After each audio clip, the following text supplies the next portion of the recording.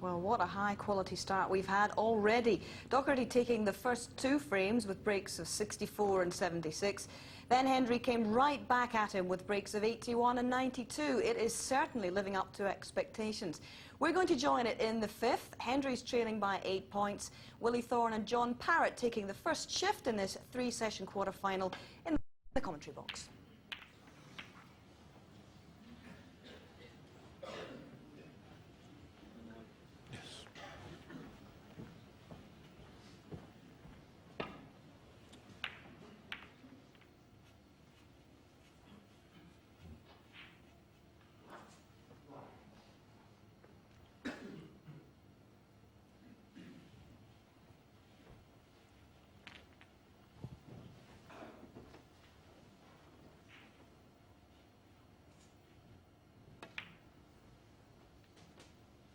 What?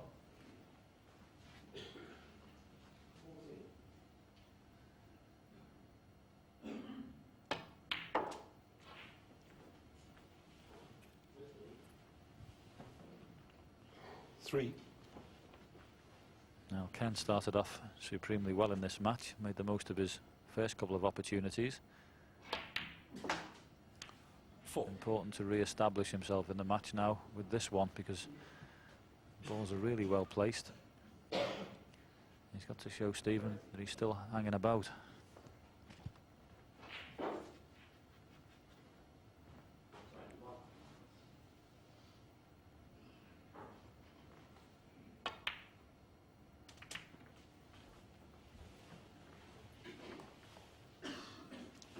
Nine.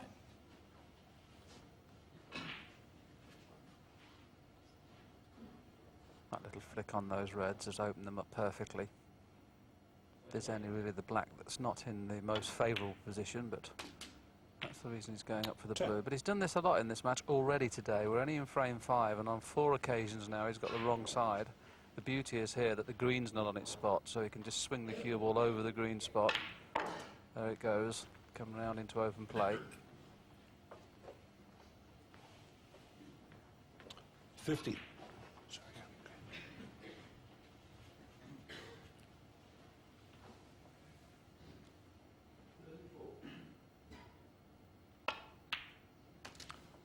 60.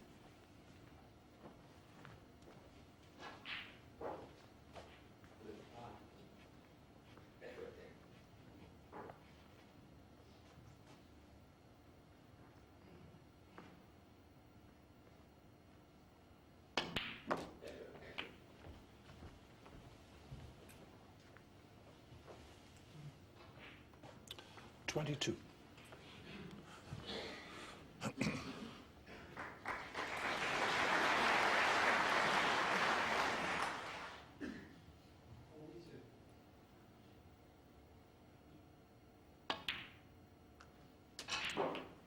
23. One of those shots where he's playing for the choice of black or pink, but this black is not, well, it's not easy because he can only really stun it in and hold for the red that's under the referee's arm there. I don't think he dare screw it back because the angle of the pot into the middle is a little bit tight. Just coming round to have a look where he needs to finish on the red. So there you can see the angle on the black, not easy. Pot's no problem, but he can't get onto a red nicely.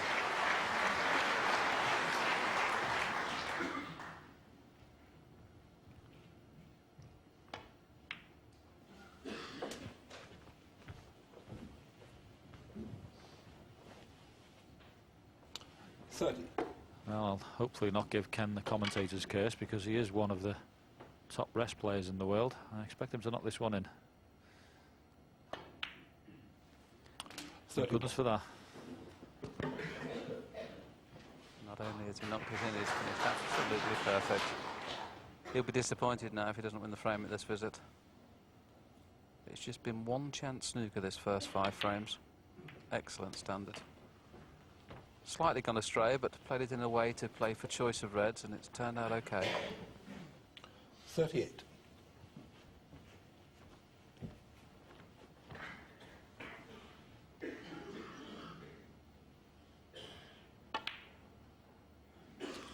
39. 39.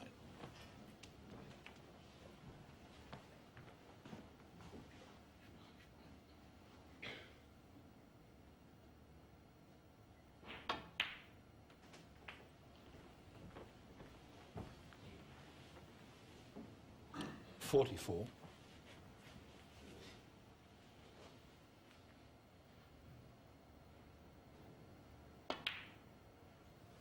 45.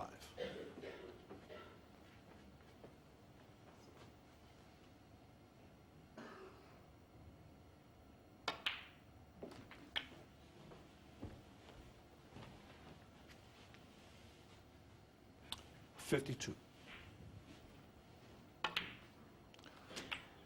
53.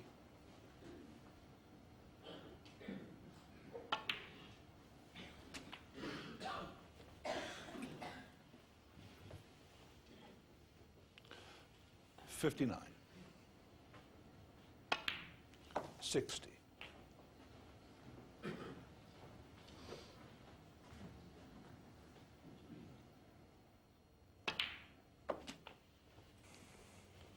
'Lowest break in any of the first 5 frames has been 64. 66. Already at 66 now. This is excellent standard. 67. Perfect match play snooker.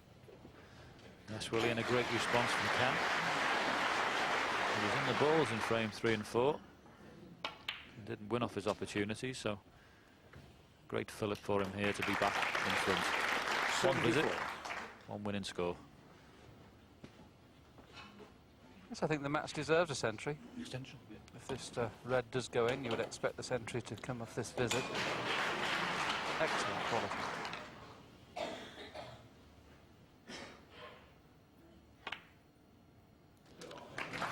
Thank you.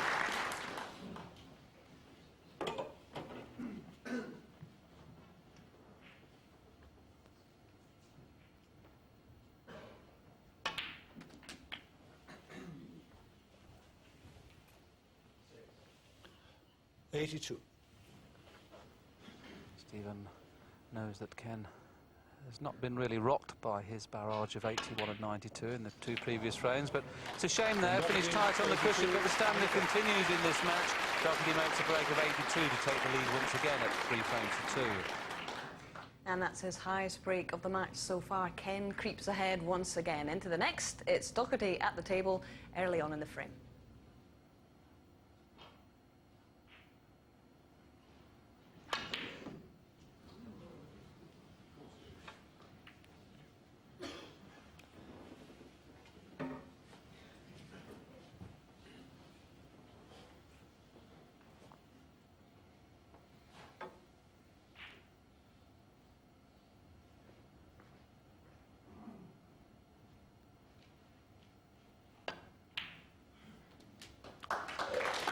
One.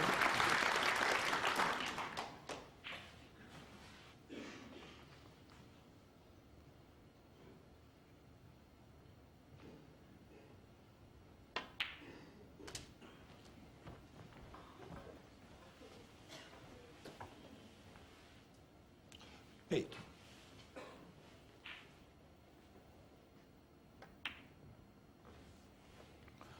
9. Good opportunity for Stephen to go into the pack here because he can play it at a pace where he knows he's going to be on the loose red. Now, this is the difference why Stephen Hendry has made all the amount of centuries he has. That's the kind of aggressive shots he plays in break building, and that is why he's up there with the greatest players of all time. 16. A lot of players would have just rolled that in and played for the loose red. He makes every opportunity a frame-winning chance if he gets the balls in the right place like he has now. So within one shot, he's now got them in a position where he could win the frame 17. at this visit. Good point to note for amateur players who are trying to improve their break building.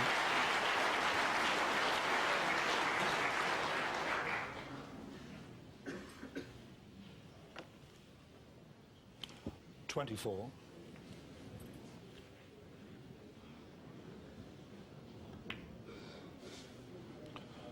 25.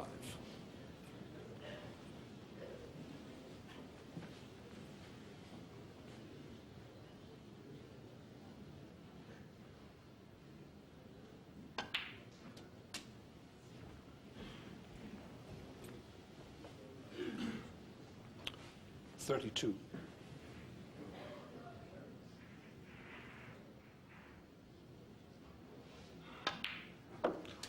34. 33.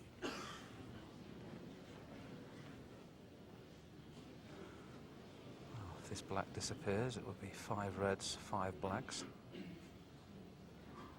And we know that this young man at the table has done that on more occasions than I'd like to remember. I think it's 7, I think. 8 times, actually. 8 times he's made a 147 in competitive play. Unbelievable. 40. This shot will tell us whether he's got it on his mind. I don't think there's any danger of that. 41.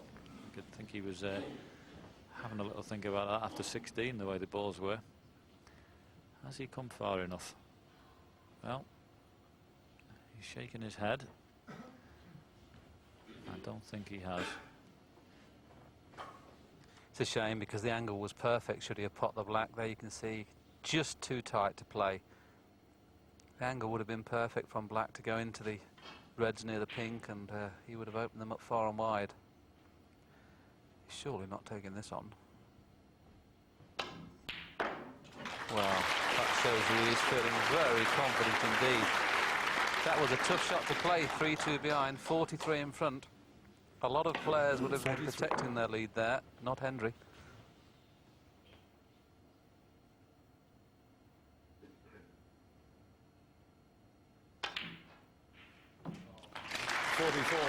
Magnificent.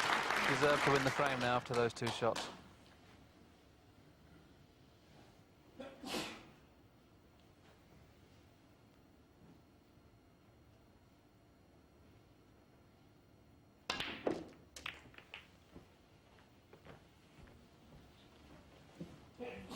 Once again aggressively into the reds. He's okay, 51. he's got one that can pot into the yellow pocket, and there's not quite as much pressure on this because he can just play it as a shot to nothing, just screw back for the black.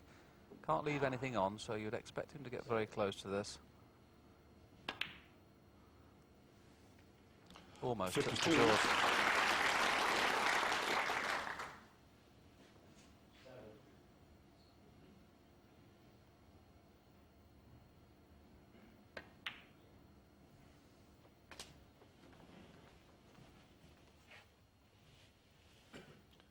$59.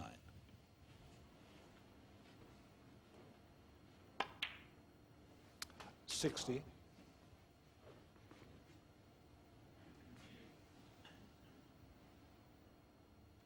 Once again, 3 loose reds on, but just look at the shot that Hendry's playing.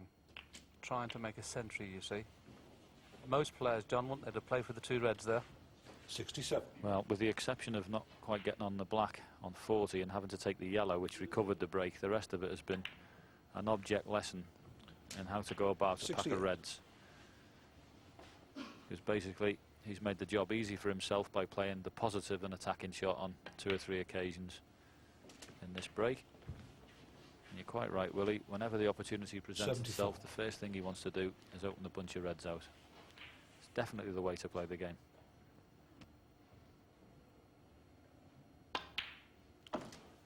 $75.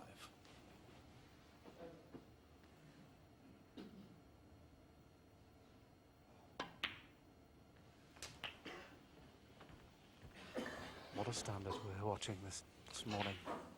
82. First session, 8 frames to be played. 64 has been the lowest break 83. in these 8 frames. Sorry, in the first 6 frames. Hard to see no century now. Yes, Willie, and the standards 90. have improved markedly here this morning. Quarter-final stages. We've had a lot of good play at Sheffield this year when one player's done it 91. in a match, but you can see how the standard has risen already. Both Ken and Stephen in fantastic form. And we're in for a cracker here.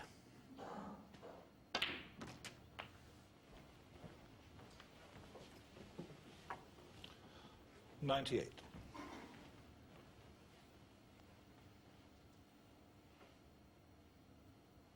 Aiming for his 51st winner here at the Crucible.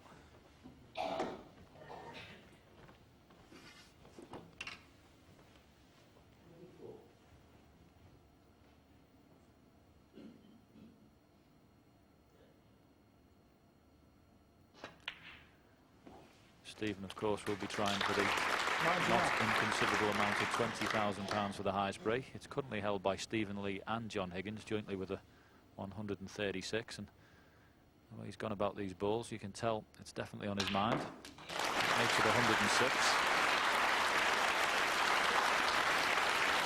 And the beauty of that shot, Johnny purposely played on this red to be able to get on the black, and that's the way Hendry thinks all the time. Get the highest possible you can get.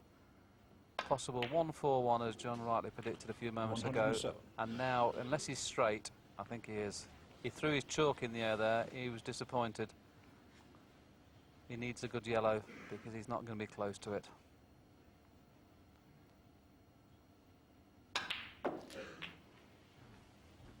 That was century 563. Yes, you heard me right. 563 centuries this man's made.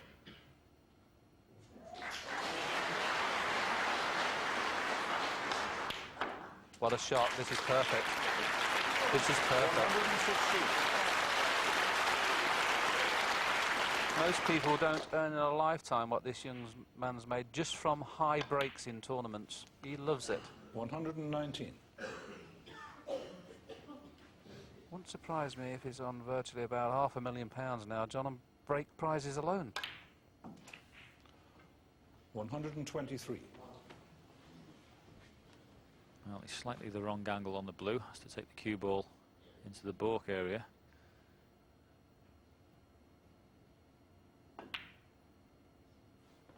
No, just decided to 128. not the blue. One good shot on the pink.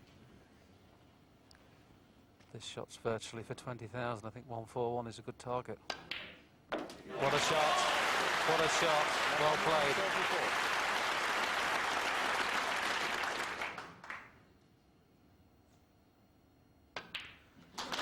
The world's greatest break builder once again sets a target for the others to try and get to.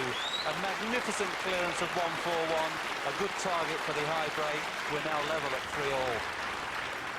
Yes, cheered on all the way. The great Scot stands to swell his bank balance by another £20,000 if that 141 stands as the highest break of the championship. So Stephen overtakes the previous mark of 136 set by John Higgins and Stephen Lee. But he's level on frames in this quarter-final match with Ken Doherty as we head into the 7th.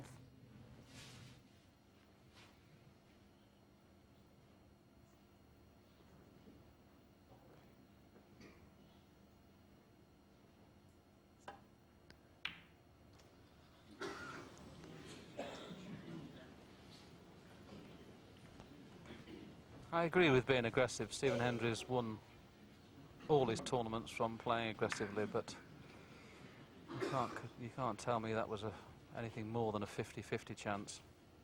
You can't present anybody in the top 8 in the world with reds in this situation and expect to get back to the table.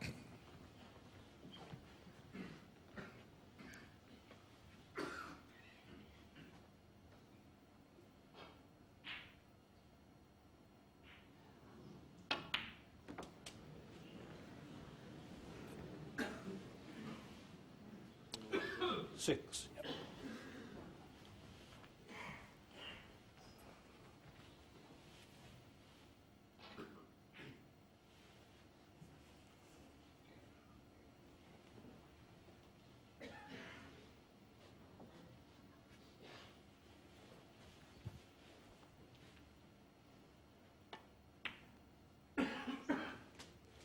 Seven.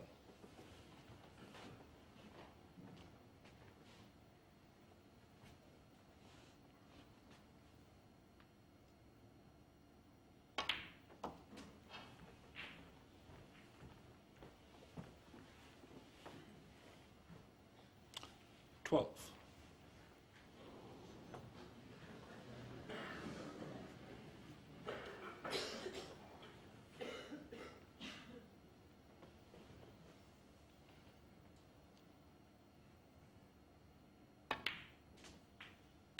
Thirteen.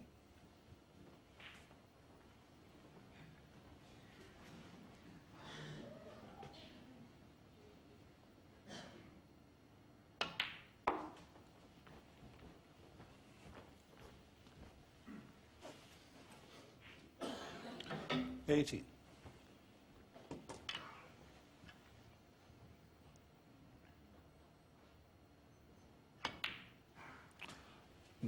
Well, plenty of balls all round the table, but after this brown and the next red, he could very well do with being up this end of the table, get a few pinks and blacks.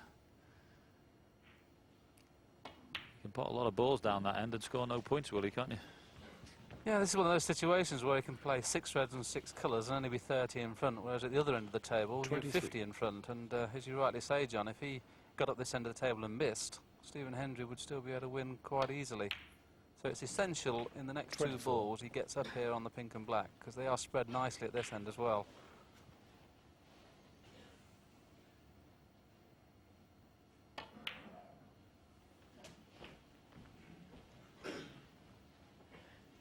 Yes, he's tidied things up at that end of the table now. Just roll it in for the blue, and then he can get onto these reds at this end of the table.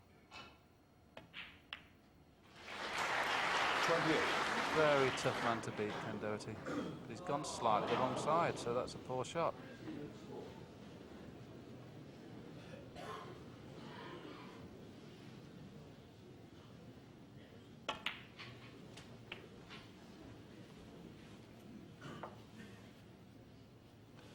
$33.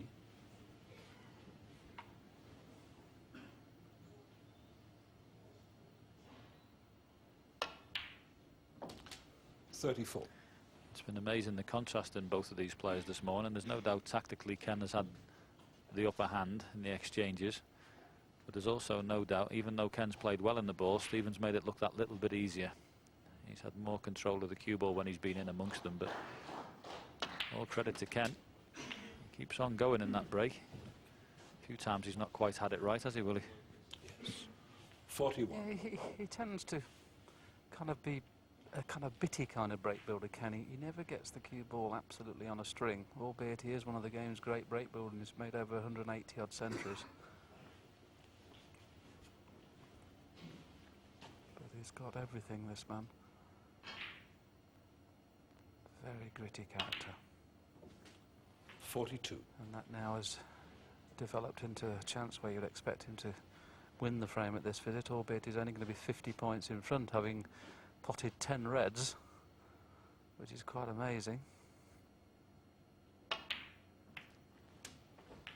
that should be the winner. 49. Always nice to make a reply like that as well when your opponent has just cleared the table with 141. 50. Great response. One thing this boy does do is compete. Well, the standard continues. Still the lowest break so far is 64 in frame 1, and every chance that that's going to be eclipsed again here. 57.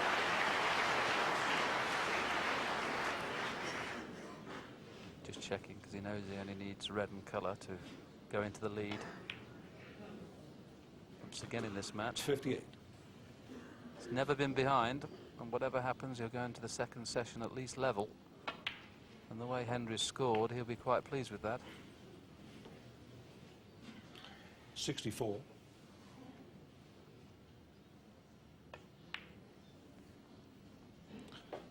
65. Can we have back-to-back centuries? One from each player.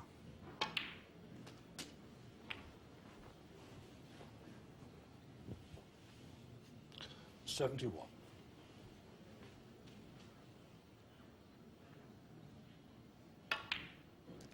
72.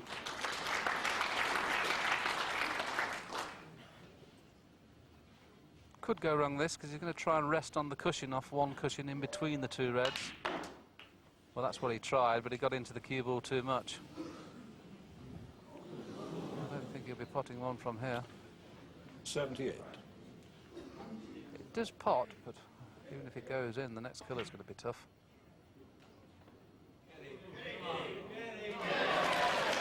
79. Green in the middle bag, right round the angles. Only shot he's got left. And would get on the red should it go in. And would get on the red should it go in, unless he goes in off. Even Ken Doherty was finding the amusing part of that shot. 82. The way I played it. The way I played it, he said. Oh, what a shame, no centre, but the standard of this match has been absolutely superb. He breaks down at 82, but more importantly, he goes to the lead again at 4 frames to 3. The way he tells him is pretty good as well, isn't it? A terrific response after that 1-4-1 from Hendry, and Ken letting Stephen know that he too is in fine, fluent form. So Doherty steps in front once again in this quarter-final as we head into the last frame of this session, the 8th.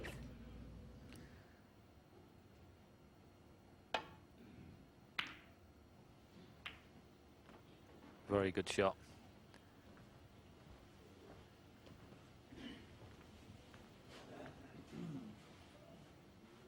Stephen's always tempted at taking these on, but it's such an easy safety shot off the left hand of the 2 reds to go in behind yellow and brown. But here we see once again the aggressive shot from Hendry. You can't keep potting these kind of shots.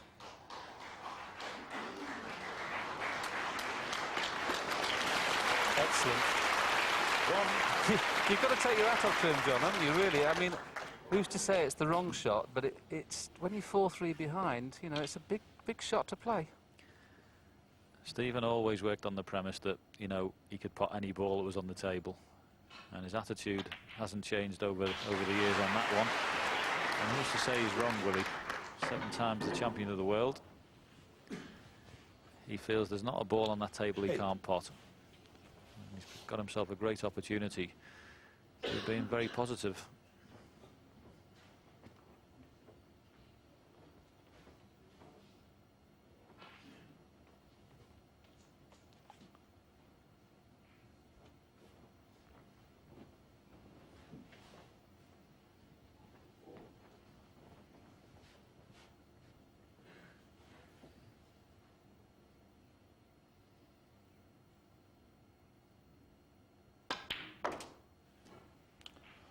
Nine.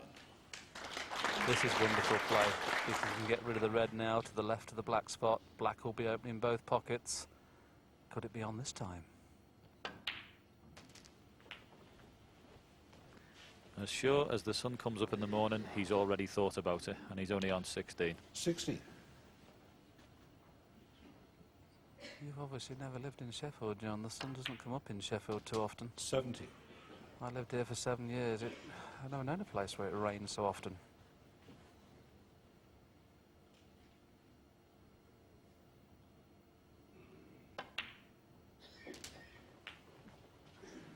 Oh, John, I think you'll get one. These are perfect. 24. Absolutely perfect.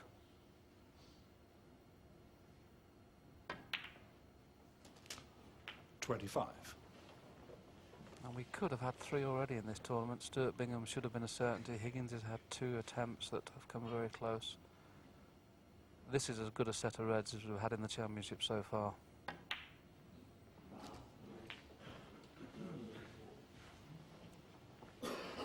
Yes, Willie, and the way Stephen has played in amongst the balls 32. this morning has been mightily impressive. He might have played the odd lax safety shot, but when he's been in the balls, been tremendous.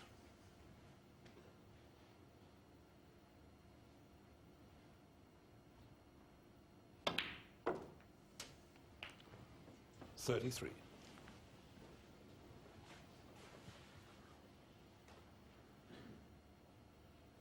Now this is not pretty because he's very near the cushion. He doesn't want to kiss any of the reds. He'd like to go around the back of these 3 reds.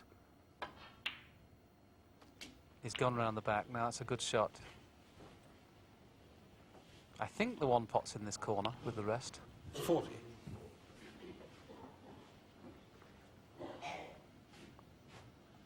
It must be tight. Let's have a look. It certainly pots off the right-hand jaw, and the red to the left of the 2, I don't think he can pot that one. I really do fancy. If he can get onto the black off the next red, I really do fancy it.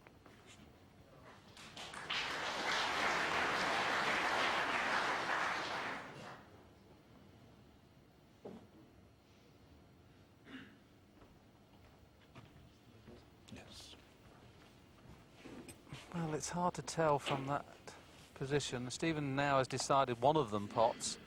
We'll know in a few seconds which one he feels is the potable red. It's hard to tell from there which red is potable. They both must be very tight. It's such a shame. It was a great black he played to play through the gap. Well, he's going for the second red, the one nearest the pocket. It must be really tight. Thing is, John, you tend to want to play this with a little bit of right-hand side, this pot, and of course you're not helping the pot. Yes, it makes it a little bit more difficult. What you do is try and just pinch a little bit, don't you? Put the side on, hope it swerves the red in, but this has got to be very tight.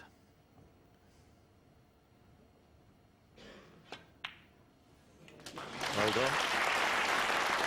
I think he actually played that, John, with a touch of left-hand side, you know, to straighten it up. I don't think he, in his own mind, he felt this potted plain ball, because where the cue ball's finished, there's no reaction off the cushion, and it's just gone on the cushion dead, and I think he played it with a tracer check.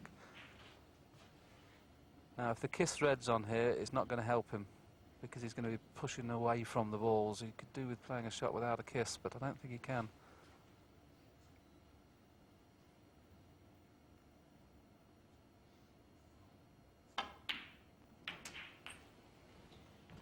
Always going to be a problem.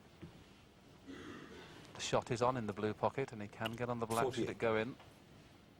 So I say the blue pocket, the yellow pocket, I mean the one nearest the blue. Has he got one in the middle he can stun in? Yes, he has. This is not easy, and he's not won the frame yet.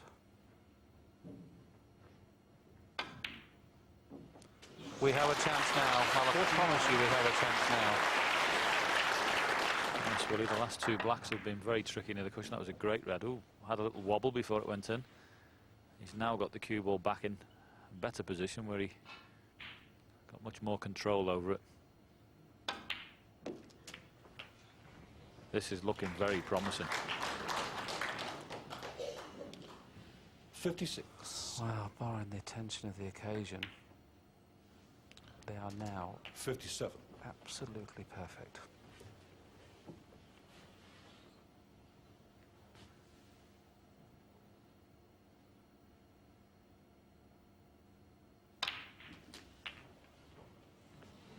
Oh, too much side, but it's okay.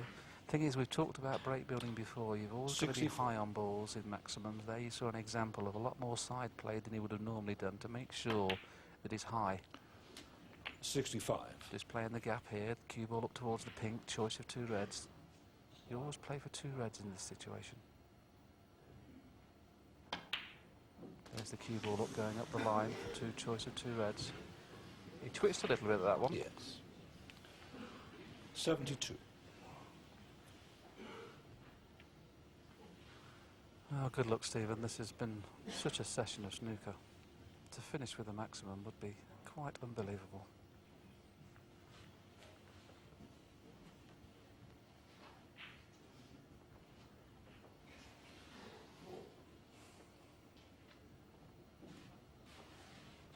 See, I don't blame him at all for playing the one in the middle, because these are always harder to get from the black. Once you've got a good angle, get rid of the tricky balls. That's why he's took that one first. 73. Once again, up through the gap for choice of two reds.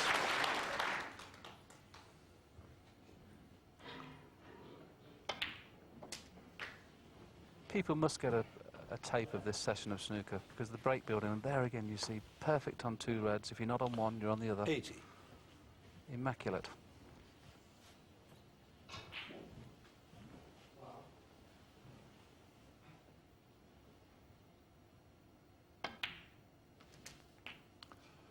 $81. He's just gone a little bit low here. He might have to play the cannon on the pink here to hold the cue ball. No, he's just been able to hold it.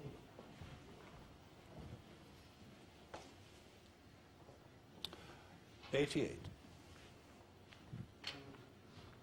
Possible £167,000 available should he pot four more reds and blacks and all the colours.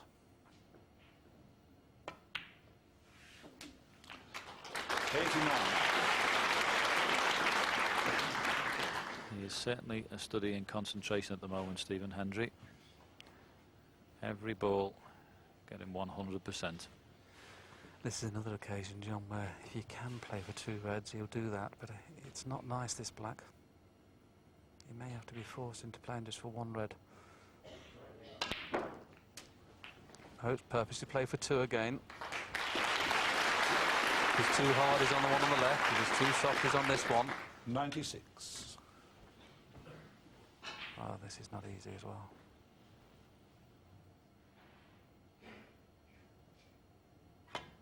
It's there. It's there. He can play for both reds here as well if he wants to.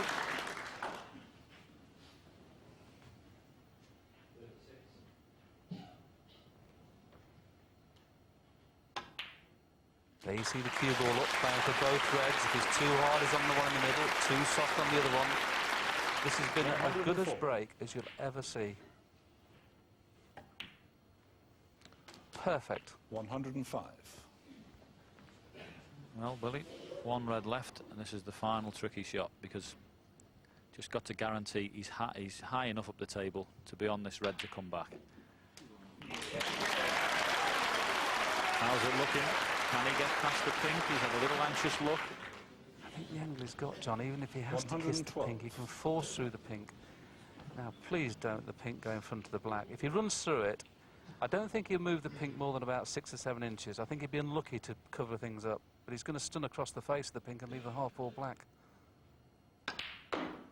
Well, good shot, Stephen. 113. Go on, my son.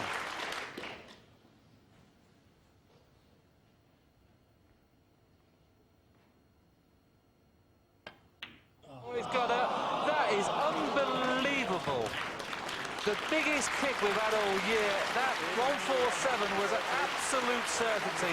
One of the finest sessions of snooker I've ever seen in my life. It's been an absolute pleasure to see these 2 players play. And lucky Stephen Hendry for a maximum. Absolutely robbed.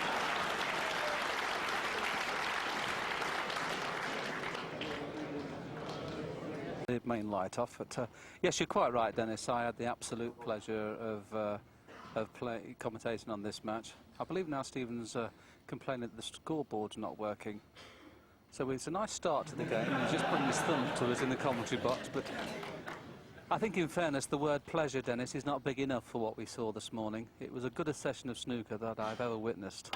And the young man at the tail, Mr. Stephen Hendry, had a 141 and could and maybe should have had a 147.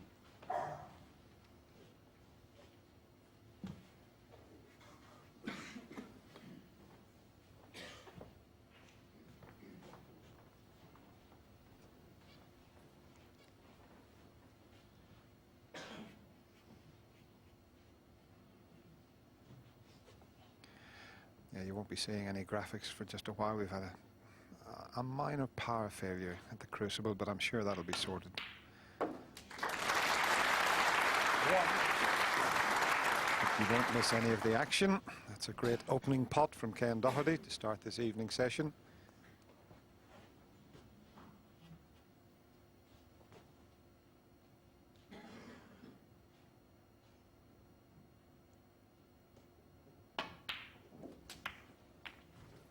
Oh, that's a terrific shot.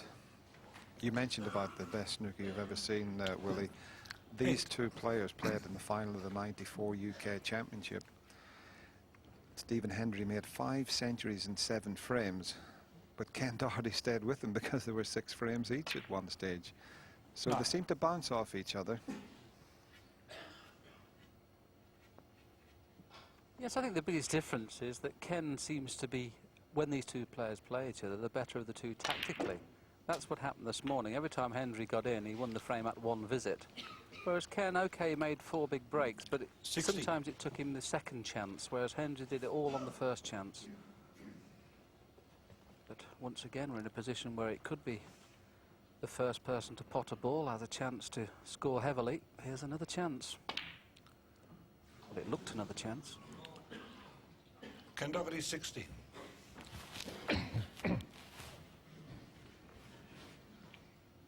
A little surprised he missed this by quite so far. Hasn't left anything simple. The red in the middle should be potable, but it's not a certainty.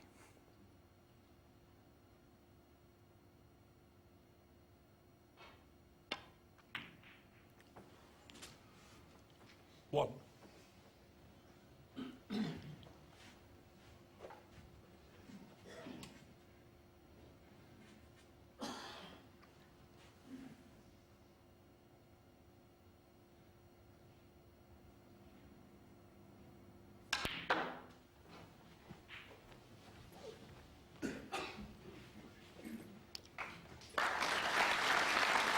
Funny enough, this is the first time in the match that Stephen's been in front. He didn't score a point in the very first frame and was playing catch-up throughout the first session. 5. 2-0 behind to 2 each, 3-2 behind, 4-3 behind. So this is the first time he's been in front.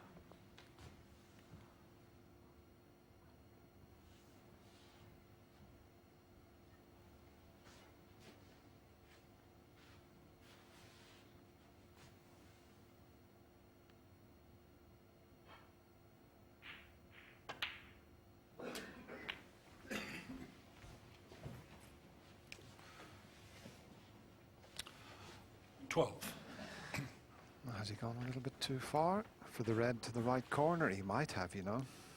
I don't think he can get to the potting angle of the one he played for. So that's a little bit of a lapse in concentration there. That's the one he was hoping to be on. He's looking to see if he can pass the other red up into the corner.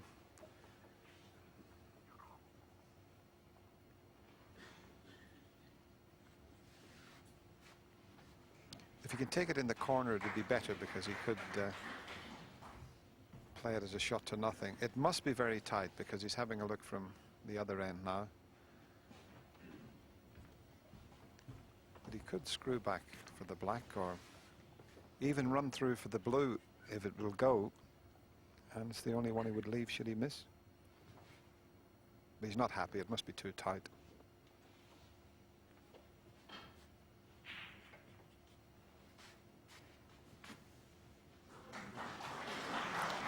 Still on for the middle, but it's a little bit more difficult.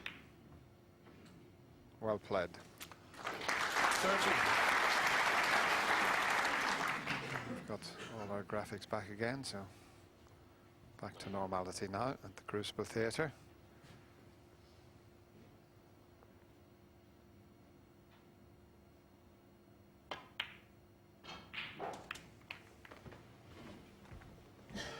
Clever little shot from Stephen. Didn't go into them at pace because he knew that whatever happened, worst way would have the one in the middle.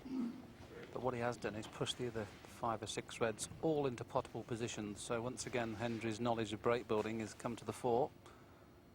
And that one shot has given him a chance to win at this visit.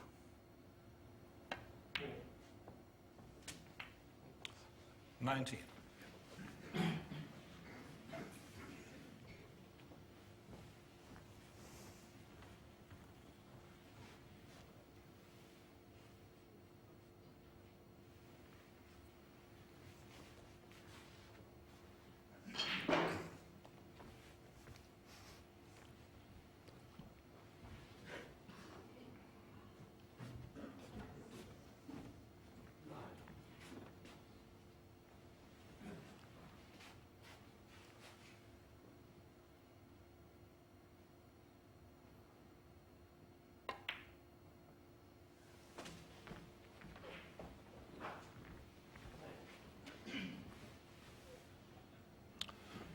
24.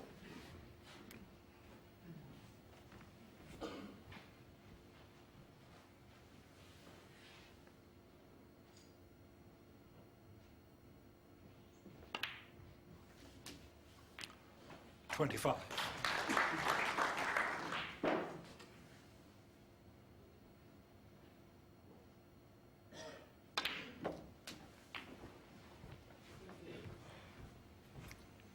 You saw the breaks in the caption that Ray Stubbs was 32. showing before the match started. Stephen Hendry's lowest break in the 4 frames he won was 81. I just 33. wonder whether he can eclipse that here. 2 centuries, a 92 and an 81. The high break of the tournament, and a possible maximum thrown in. Truly remarkable.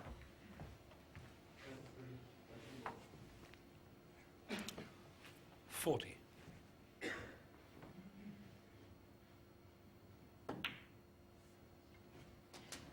41.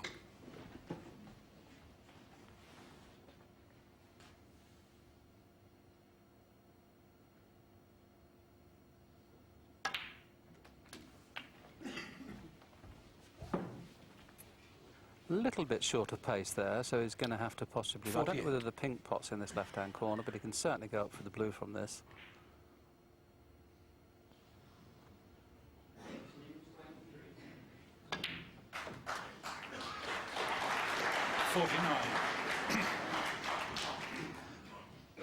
Now the back red, the one nearest the black's available because we got a glimpse and they were all covering each other into the right corner. But he's well aware of that, and when he takes this red, it will open the path for the one closest to this. 54. I would think now that the red at the back's 55. available into the right corner.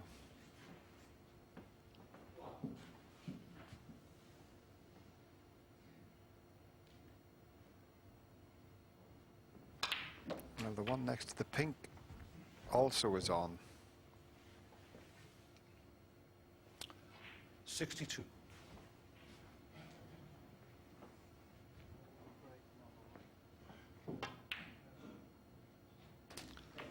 $63.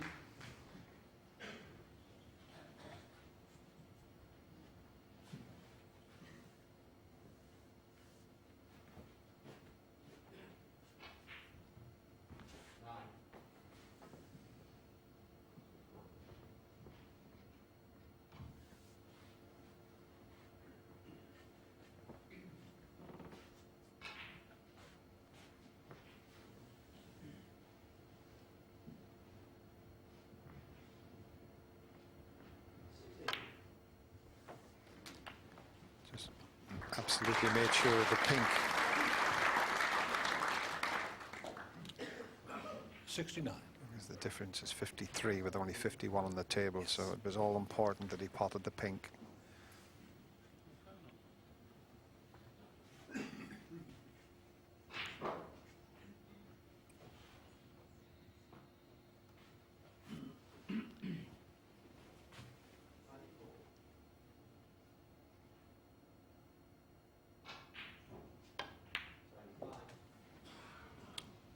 $70.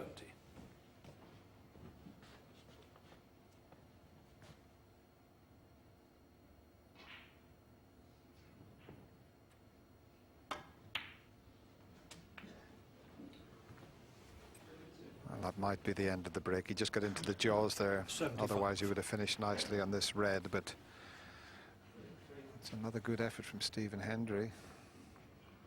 He can still snick it in. Well, he can pot them from anywhere at the moment. And he's dropped nicely on the blue. The red has gone safe, but he might knock it back off the cushion again when potting the blue.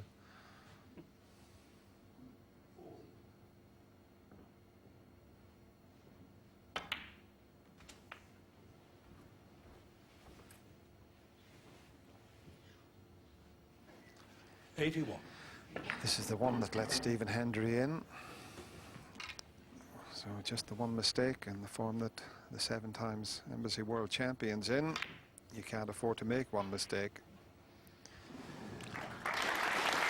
So that break by Stephen Hendry is enough to give him the opening frame of this session. He now leads 5 frames to 4. Away with it, but he knows now he can't. John, it was fascinating watching that session this morning, just the quality of The play. 10th frame.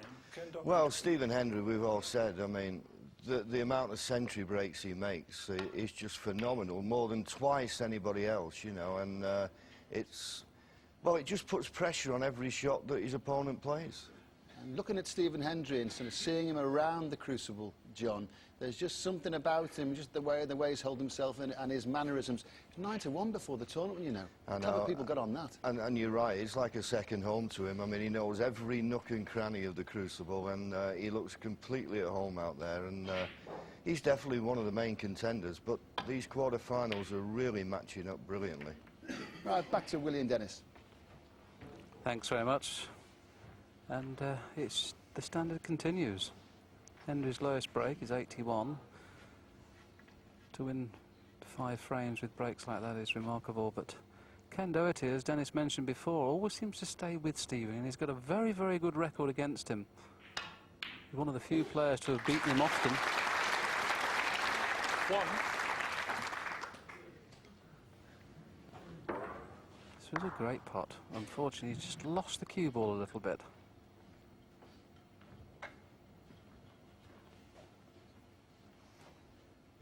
I don't know if he can hold for the circle the angle he has here. He'd like to do for that red that he looked at. Now, that's going towards the pocket. Foul. He was trying to get back into that sort of position using a Doherty couple of 1, cushions. Stephen Hendry 5.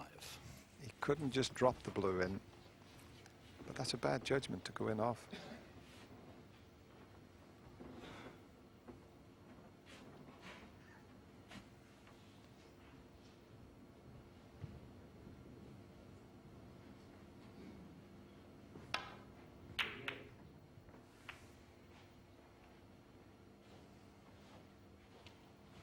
It's Ken Doherty's first time in the match to play catch-up. He's led all through this match.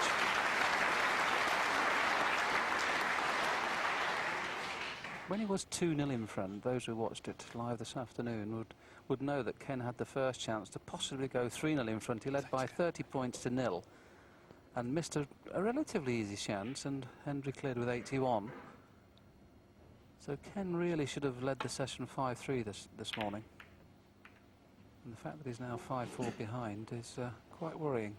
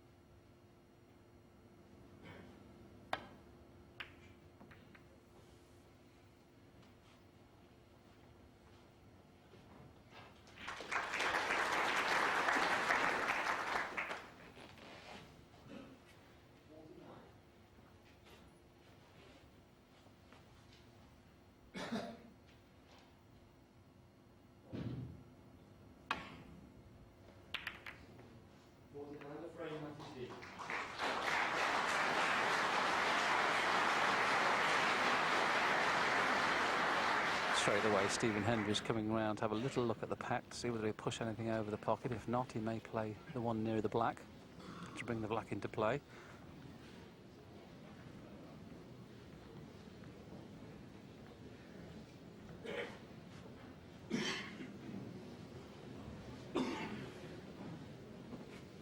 Yes, those 3 reds are the ones, Dennis, aren't they?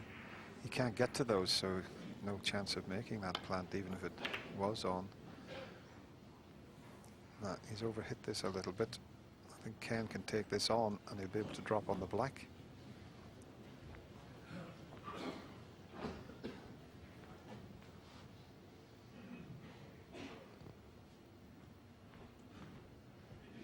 I think the only ball he could leave on would be the one that he's taking, but he dropped nicely on the black. If he could knock it in. I'm just wondering, Dennis, whether those 2 reds might be a plant, and that's why he's played it a little bit firmer. So it's in, though.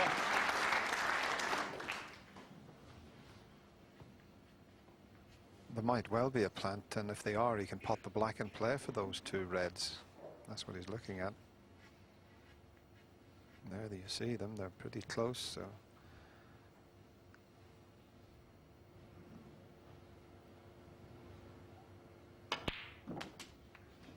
Played for the plant, and the only problem here is he seems to have knocked the red onto the black spot, so the black has got to go as near as possible to that red in a direct line behind it. He still should be okay. 8. The black will still pot if he can make the plant.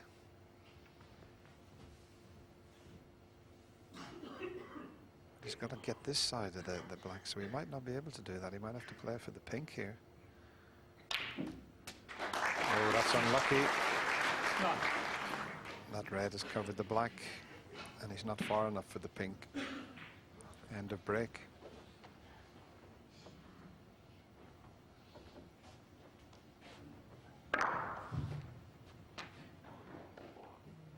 Bit unfortunate for that one to come out and block the path. Ken Doherty, 9.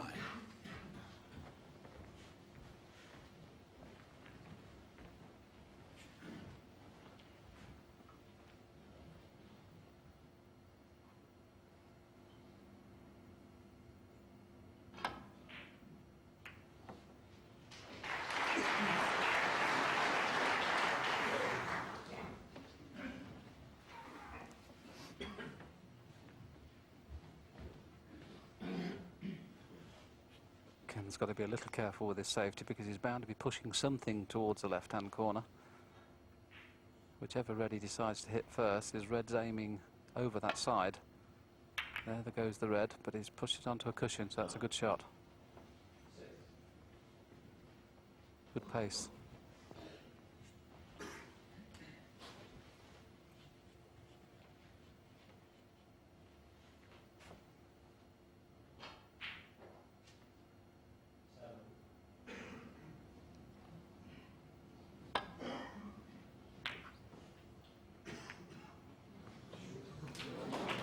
One. He just turned to Ken now just to apologise for the fluke. And it was still a good shot anyway, but it's better now that he's up behind the brown. Stephen Hendry, 1. And this is difficult to, nothing to land on because of the way the two reds are situated. So it's a two cushion, maybe flick the red to get back up the table again. How can you apologise, Dennis, and then just run up behind the brown? Doesn't seem very sporting, does it?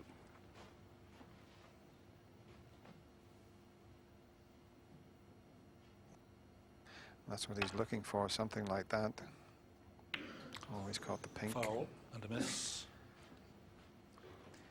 He might have this replaced.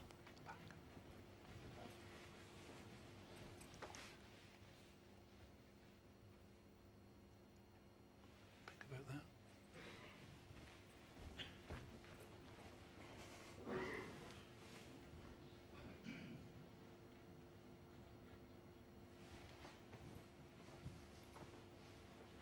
He wasn't too far away the previous time. He's trying to get to that red. Well, any red would get him back up the table.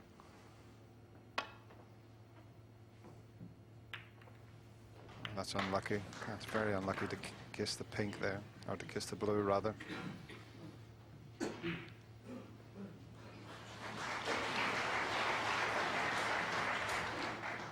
Yes, and Ken really looked up into the top of the Crucible theatre there, knowing that this is a chance now. He knows that Stephen Hendry is likely to take the way he's playing, and he was very, very unlucky, Ken, there. That was an excellent mistake from the snooker. And let's remember, it all came off a fluke red, the snooker. So whatever Hendry scores here, it's through his good luck rather than his good play.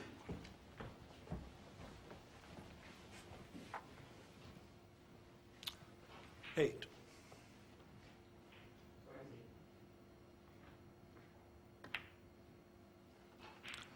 Nine.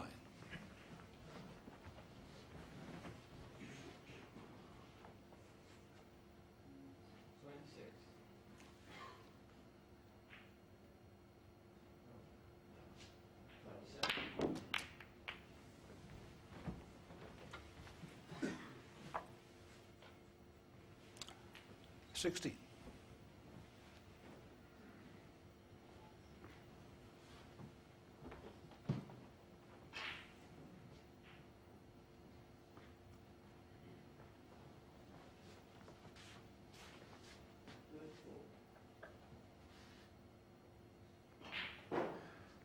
Of course, the fact that the pink is tied up and the blue's off its spot, that one into the middle pocket, is a shot he normally would take, but just watch the white here. It's never going to be easy to drop on a colour.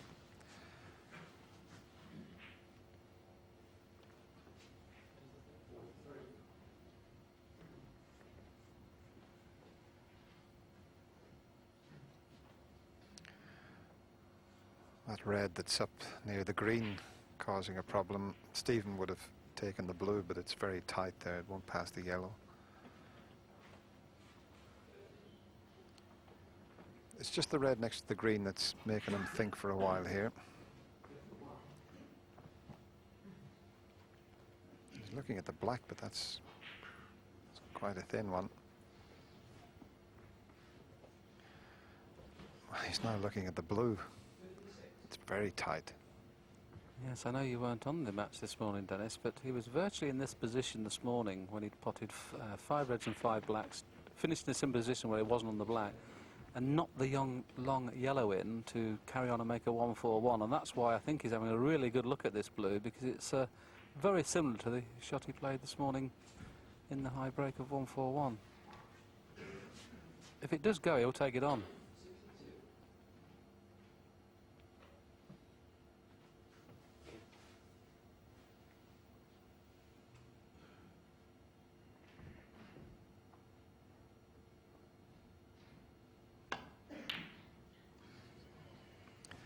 Is he going to get away with it? I think he's left the Stephen red Hendry, for the middle, 70. so that was a tough shot he took on. There didn't look to be much room for the blue to pass the yellow.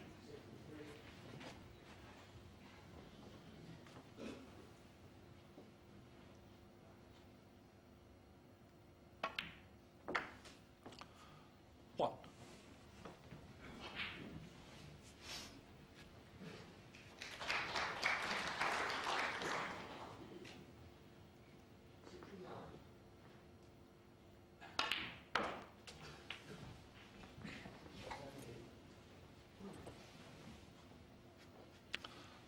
Five.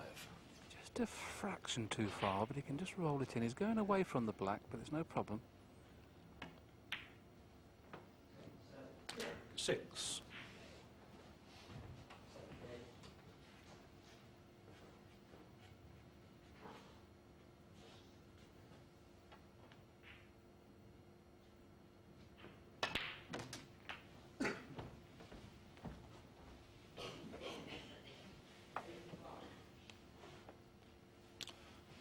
$13. This again has been the difference in this match. Ken's position has not been quite as watertight as Stephen's. Because he had a choice of reds there, could have finished high. Because he hasn't, he may have to try and flick the pink out here or even go up for green or brown. As he just played up for the brown. 14. And you can't always guarantee position when you're going in and out of balk.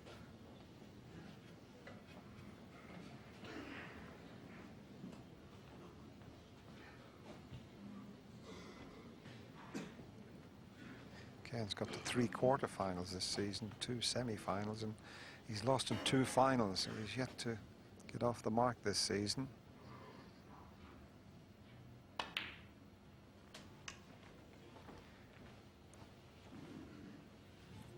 Yes. So it wouldn't be a bad way to end your season if you could win the world title, but what a tall order. And he's done it before, and he's one of the contenders here this year.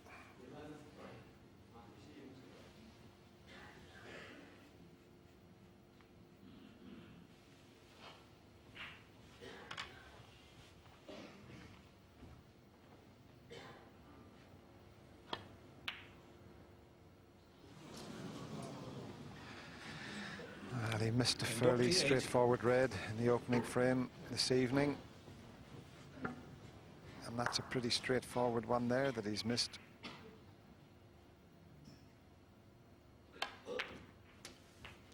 One.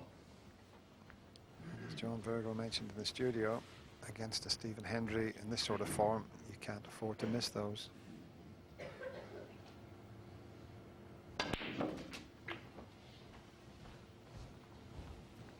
It's almost refreshing to see a normal frame, though. The standard has been so good. The lowest break ever, 64. Hendry's lowest break is 81 even in a frame. You can't get above 67 here, but it'd be a bit of a feat to make 50 from here.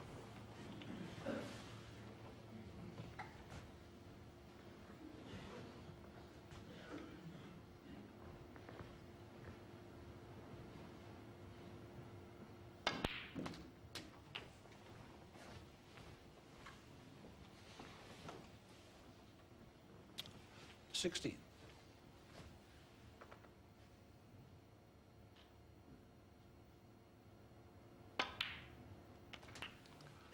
$17.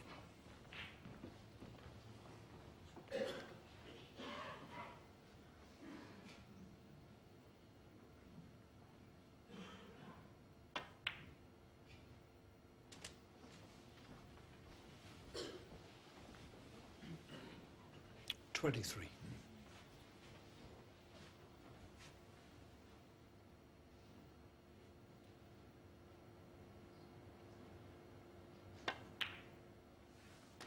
$24. What an excellent pot. Especially as he's got the perfect angle to go around the back of this red. He's 25 in front, so just needs black and red.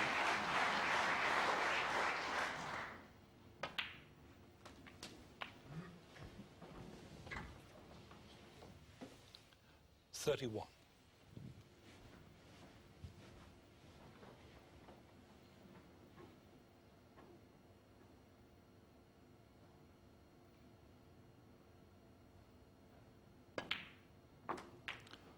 $32.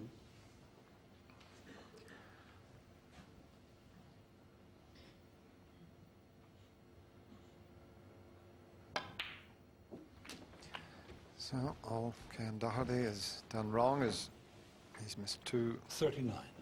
reasonably easy pots, and it's cost him 2 frames.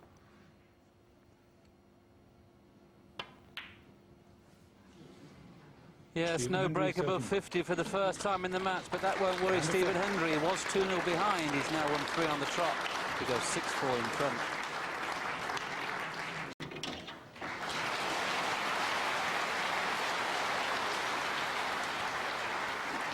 Colin Brinded just finishing, setting the balls up. So what a start for the 7 times world champion. The 11th frame, Stephen Hendry to break.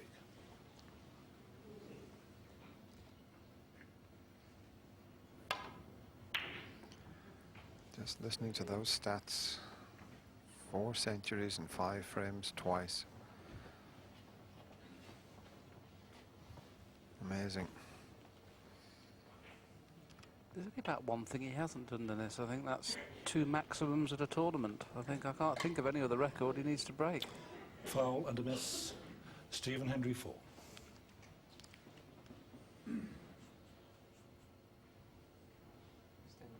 Extended rest, yes.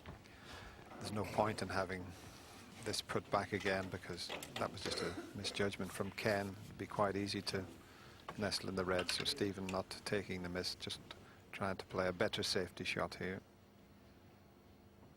Open a few more reds up.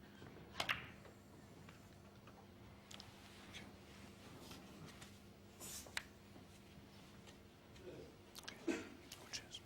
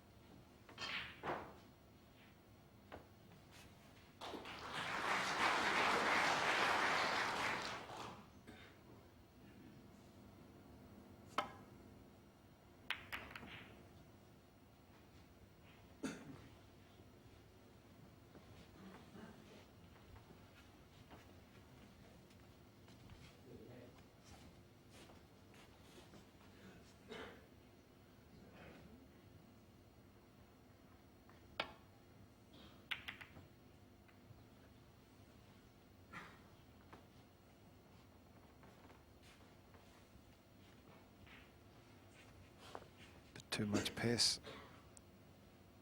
Didn't quite judge that. He's left a half chance here.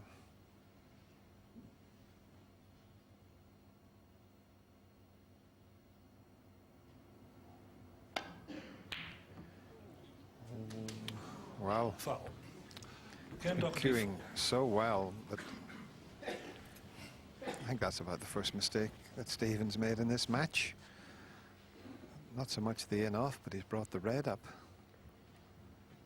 So what a good chance for Ken Doherty to get a few on the board here. And he needs to knock a few in here just to settle down this evening.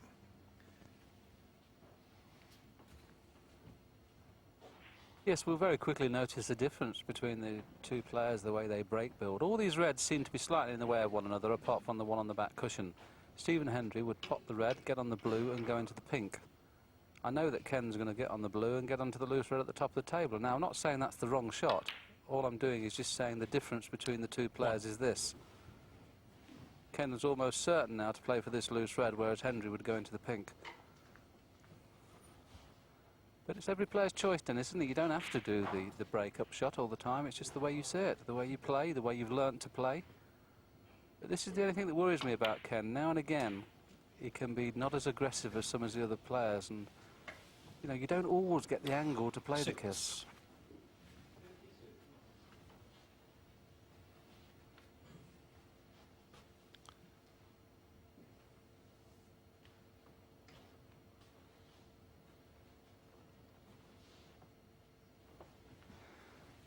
And here's an example. After just 2 shots, he's just come that little bit close to the cushion to make this straight forward. He might not be able to hold this for the black.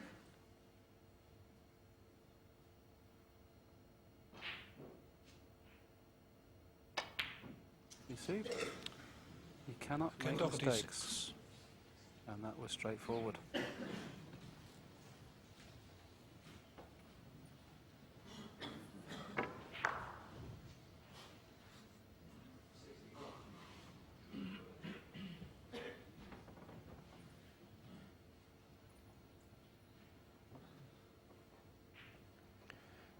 What is the canny Scott spotted in the pack there? Is the plant to nothing?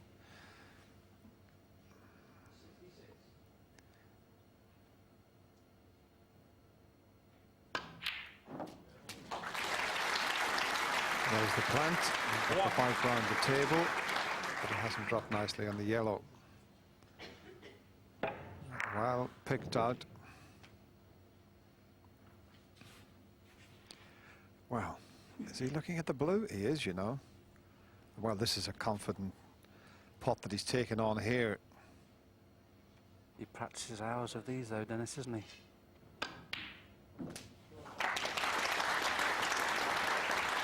And once he drops onto the black after taking this red to the middle.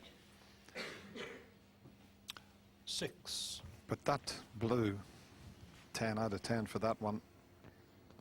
Yes, whenever you go in the practice room, one of Stephen Hendry's routines is he'll play 20 or 30 blues from the baulk line 7. into either top pocket. So that's a shot that he's very, very au fait with, and you know, I half expected him to knock it in, but it was a great shot.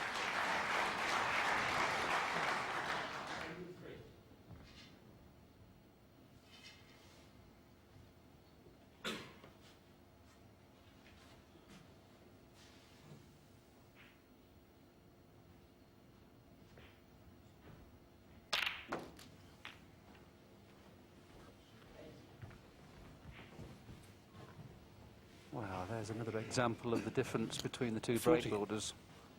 Aggression once again from Stephen Hendry. Ken can only look on and perhaps think, oh, if I'd have gone into them, I might still have been at the table. Within one shot again, Stephen Hendry's got the balls 50. in a position where he could win the frame.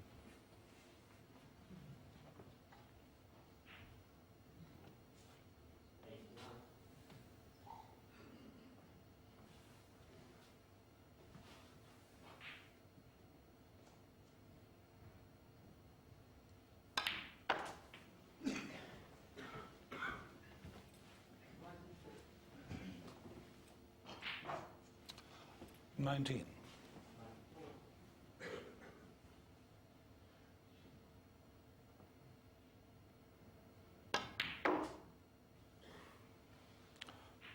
$20.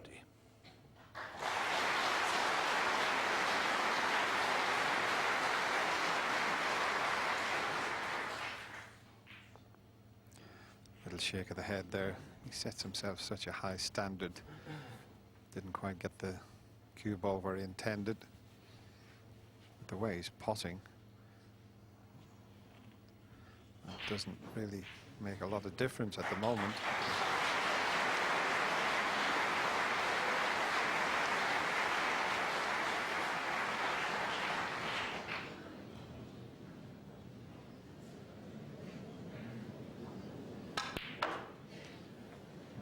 Perfect view there of the pause of Stephen Hendry before delivering the cue on that screw shot. 23. I'd have to screw back off the other red here for the blue again.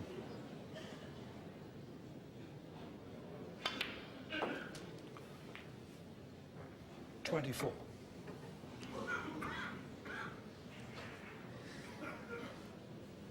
I think he's okay here. He's just looking to see which reds would be available into this corner, because he's limited to what he can do with the white. He's just off straight, so he can get towards the reds.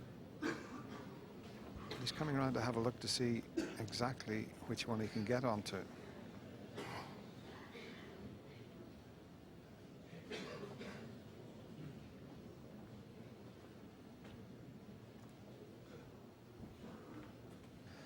Yes, those 5 there are all covering each other, so that there's just 2 that's available.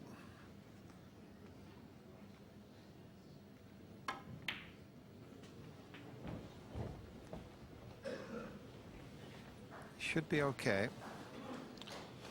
29. If he judges the little cannon correctly here, they'll all be on. Or was he missed it? 30. Looked as if that was going to hit the far jaw and stay out.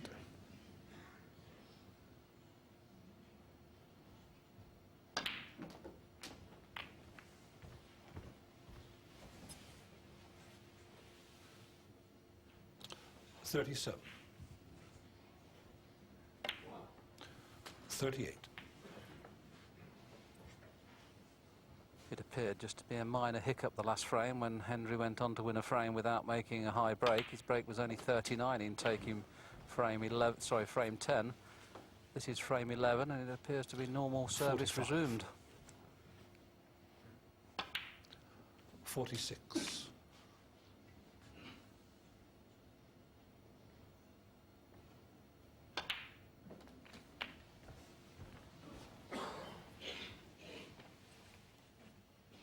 53.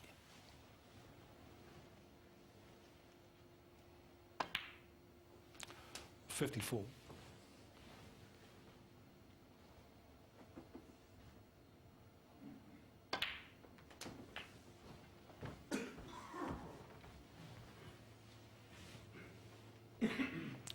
61.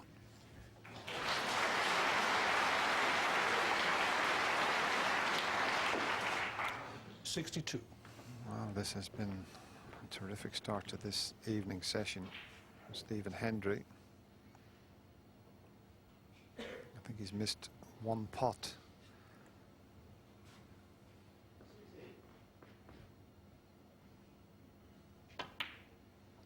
And his opponent, Ken Doherty, well, he's only missed 3 pots, but 3 pots is enough 67. to cost 3 frames, the form that Stephen's showing.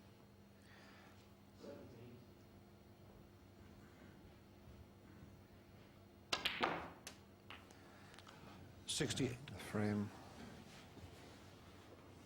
well and truly in the bag now.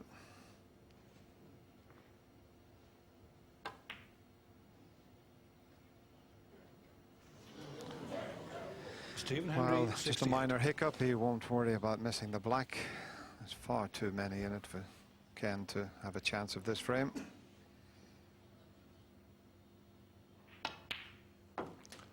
One.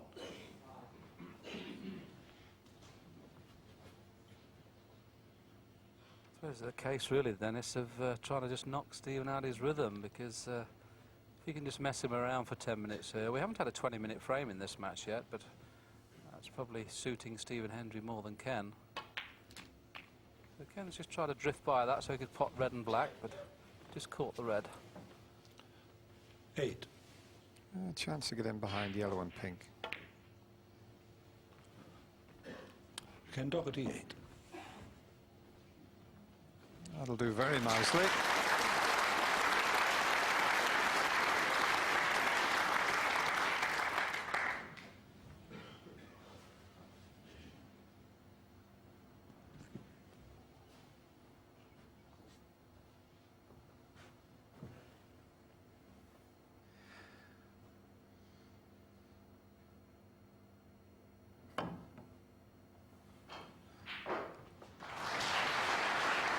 We did need 4-point Ken snookers. Doherty 4. Now it requires 2 4-point snookers.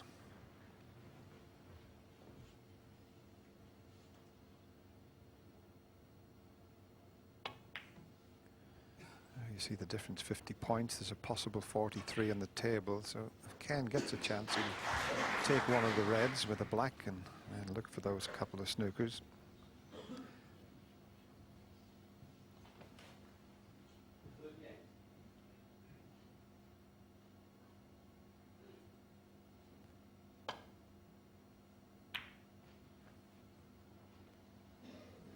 Ken normally would have conceded, but the fact that he's been totally outplayed this evening, he quite rightly wants to keep playing on, as you suggested, really, and just try and get Stephen out of his stride.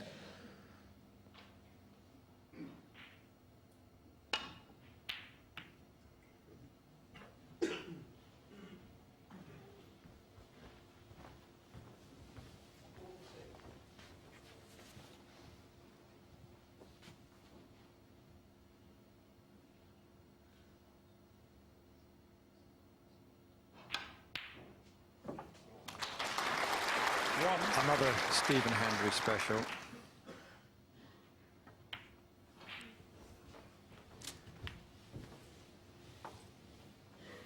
Six. He definitely won't be coming back to the table. Well, not in this frame.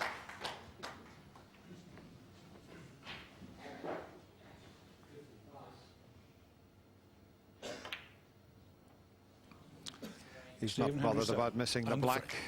The frame was well and truly over a couple of minutes ago, so what a start for the 7 times former champion. He now extends his lead to 7-4. But Stephen Hendry just took advantage of any chance that Ken offered him in the opening session this evening. He went into a 4-frame lead. Ken was off his game, and Stephen was very much on his game, it would seem. Into frame 13 now. Ken is going to play. There's no score, and it's Willie Thorne and Dennis Taylor in the commentary box.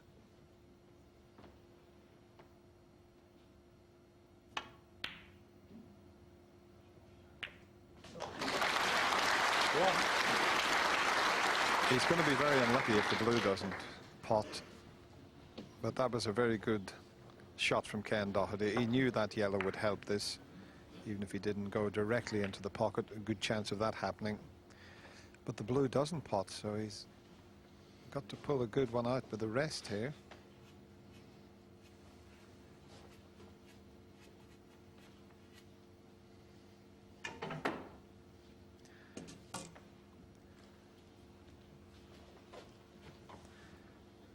The fact that he lost all 4 frames at the start of this evening's session puts a bit more pressure on this type of shot.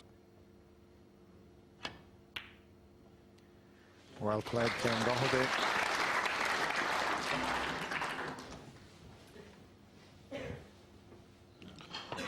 Four. Good pressure pot there. One more good cut into the middle pocket and nicely onto the blue. 5. A wee bit short on the blue, but he's still got the brown there. The red up the other end. No problem. He's got the red to the middle also.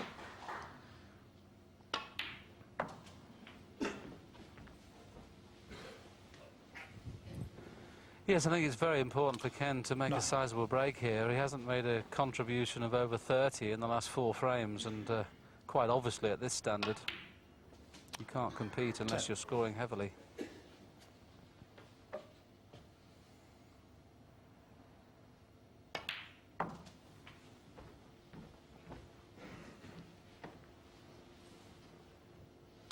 13.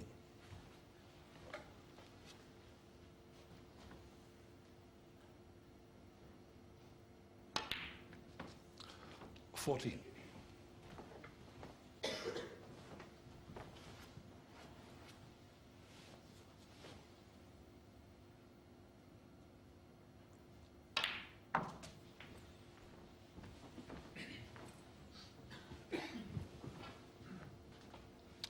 18.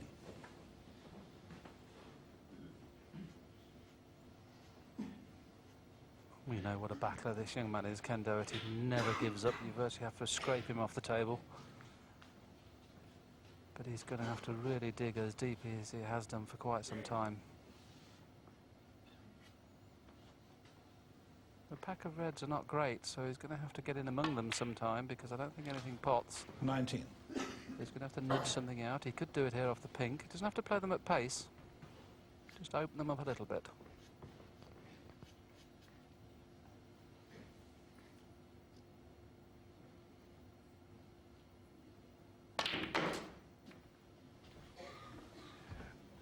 Well, he should have given that one a little bit more thought. Just, he's a bit unlucky to cover this one, but 25. it was a funny bunch of reds to go into there. And as Willie mentioned, he possibly could have played another shot without putting too much pace into it. This is a pressure cut into the middle pocket now.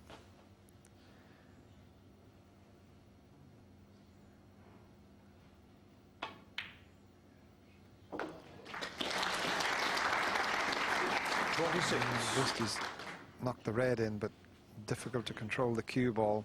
So he needs another good pot to keep this going.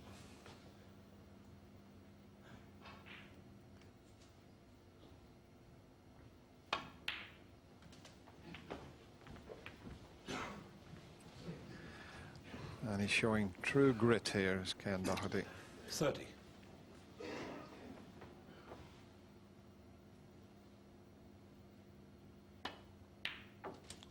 31. I'd like to be able to get on that red to the right corner and just free the black into both corner pockets. Just depends on the angle here. He's got the other one first of all, so he's still in pretty good shape here. 36.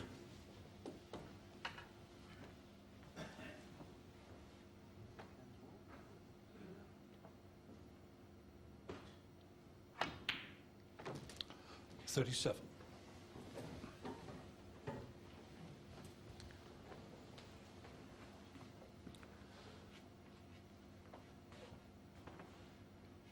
He's just having a quick glance at the reds just to see what is available. He's got that one as a piece of insurance there.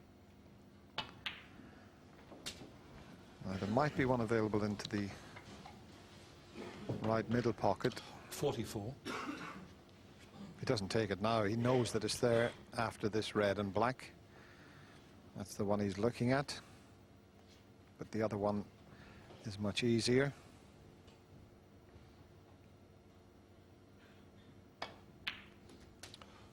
$45. So that mid-session interval just seems to have changed things around a little bit.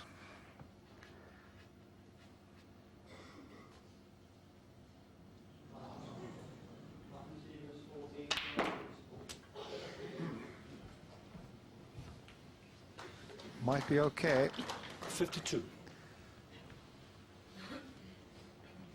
He never missed a thing before the mid-session interval.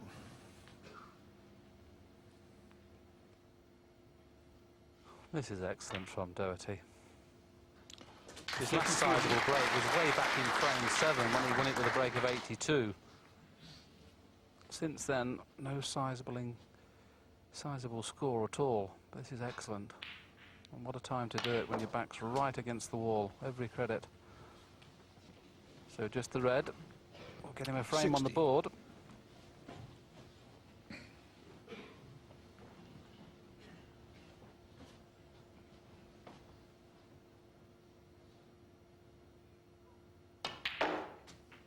$61.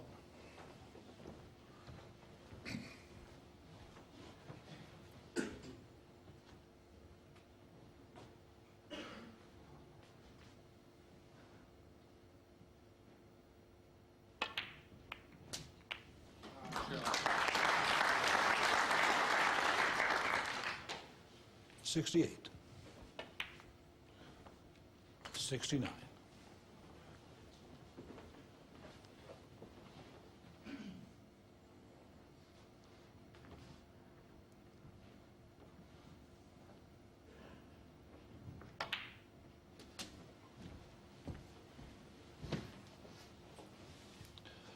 $76.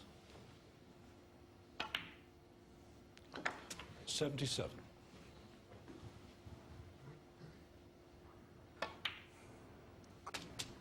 The break goes to 84, and that's Ken's highest break in the match. He's 84. made 2 breaks of 82. There's only been 1 frame, or sorry, 2 frames 85. where we haven't had a break above 60. Fantastic.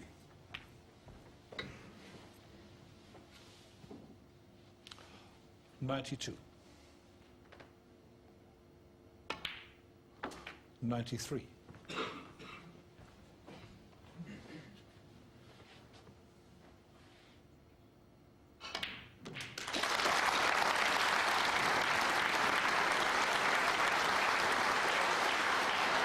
100.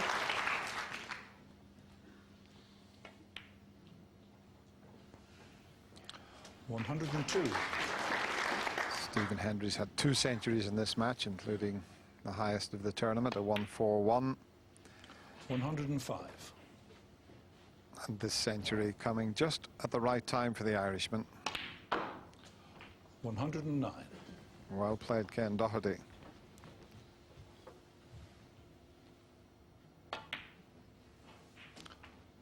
114. Well, Stuart Bingham had this kind of shot early on in the tournament. He decided to go round the table. Ken's played it with a lot of check side. 120. And this is Ken's 188th competitive century in tournament play. He's tried to kill the cameraman, but he won't be disappointed. The cameraman will, but it's a break of 120 that stops the rock. Ken Doherty's on the comeback trail. It's now 8-5. The 43rd century break of the championship came at an ideal time for Ken Doherty. Into frame 14, Stephen Hendry to play, and he's 19 points adrift.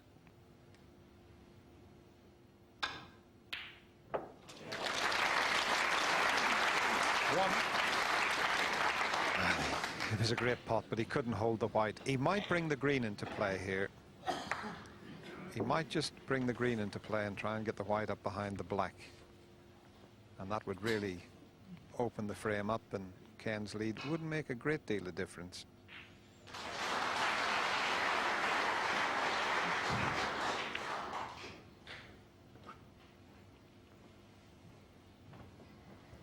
Stephen Hendry has suddenly just become favoured for this frame.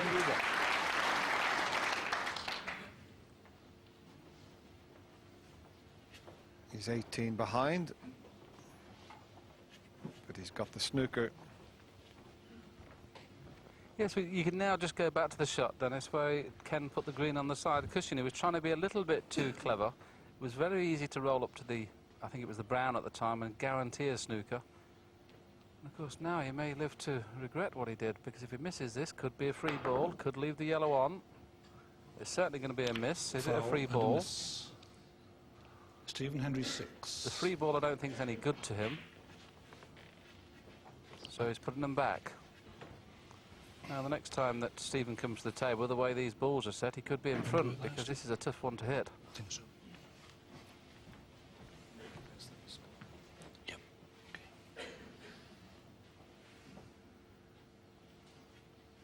Yep.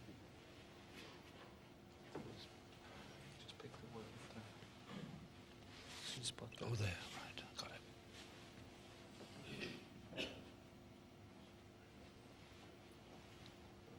It's not a natural angle to get to the yellow. That's why he's bending it a little bit, just to try and make the angle. Oh, that was... he played...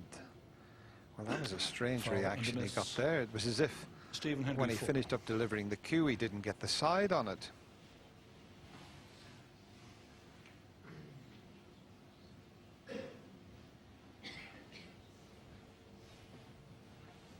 Doesn't have to play it with as much pace. But I don't know what happened that last one, but he needs to get the right-hand side and just let it slide off that cushion. Foul and a miss. Stephen I Hendry suggested the 6. next time that Stephen Hendry came to tell, he could be in front. He's doing his best, Ken. That's 6-12-16 he's given away. I think he should have it replaced. I think this is, unless he plays it like you suggested, Dennis, a very, very slow swerve. He's either playing it too hard or with too much side. I mean, just play it slow and push the yellow on the cush. That's all you can do. He's looking at now a different alternative.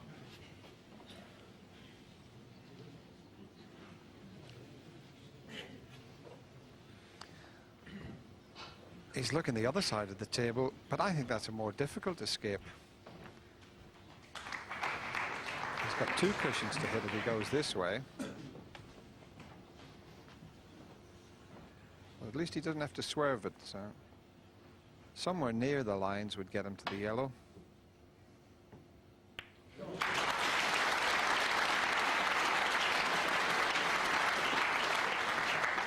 Great hit.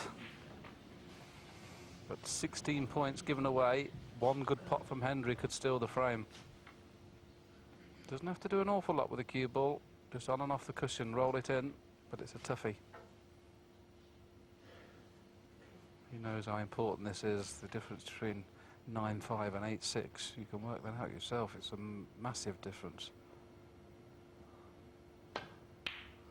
Oh, that was one of mine. Never threatened the judge. Has he been fortunate? Yes.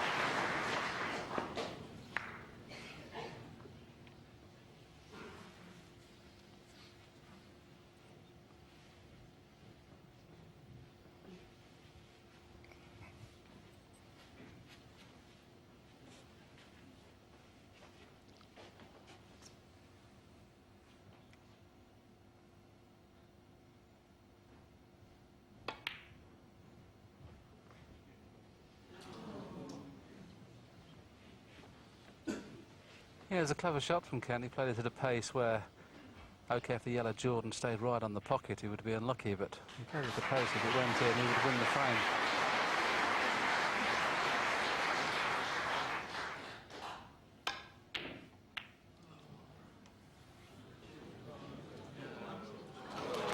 Well, that's one time he didn't want a 2. fluke. There's the yellow safely in the pocket, but just look where the black is finished.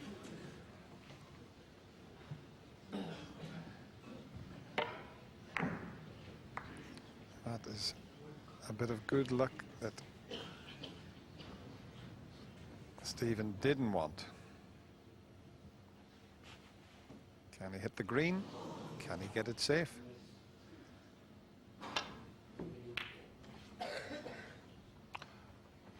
Stephen Hendry 2. It's a half chance. He'll automatically finish on the brown. Yes.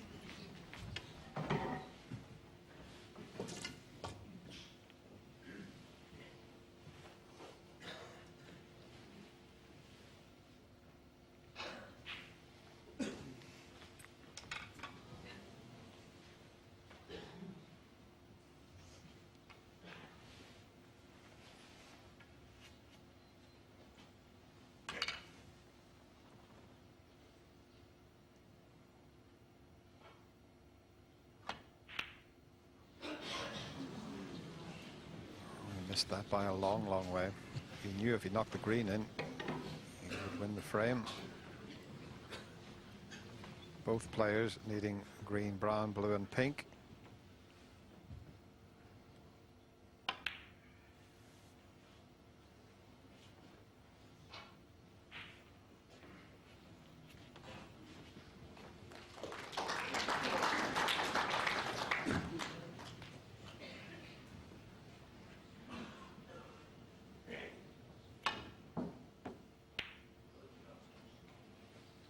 Having to rely on good fortune here.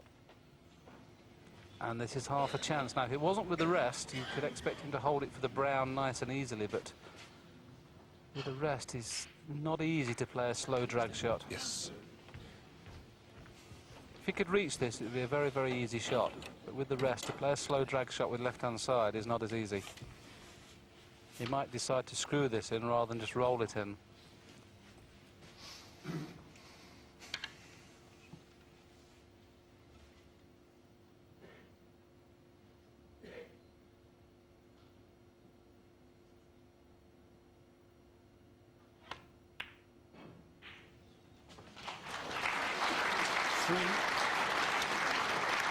Very well held there for Brown. So it's not a straightforward clear up here because the colours are off their spots.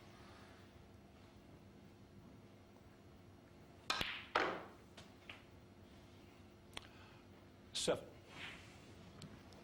And he's got a long way to travel. He's got to go right round the cushions here. He's got to hit at least 3 cushions to get on the pink when he pots this blue.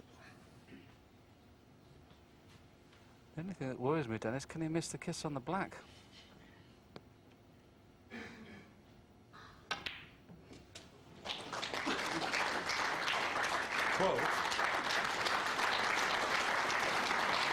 Bit closer to the cushion than he intended, but he only needs the pink.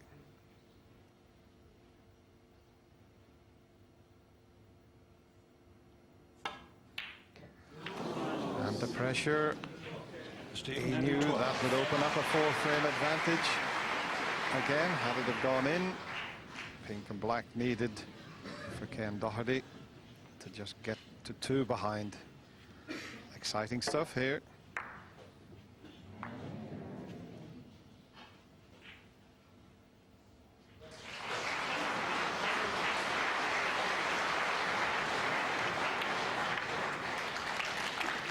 Has he dropped on the black? 6. That's a great shot from Ken Doherty.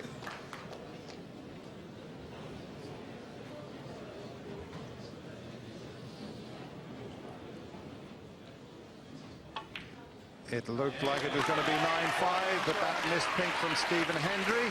Handed the chance to Ken Doherty. He snapped it up. He's just 2 behind now. 8-6 to Stephen Hendry. Well done. Ken's on the comeback trail. Can he keep it going into frame 14? Stephen to play, and he's just collected 4 points as a result of a foul.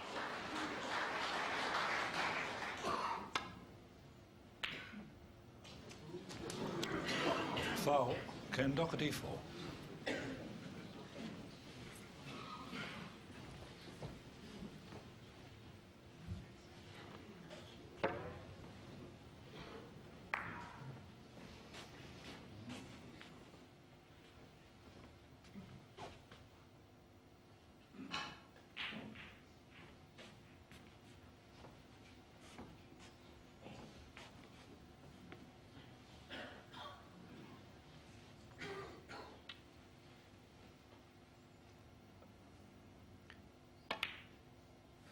So this is your starter for Ken here.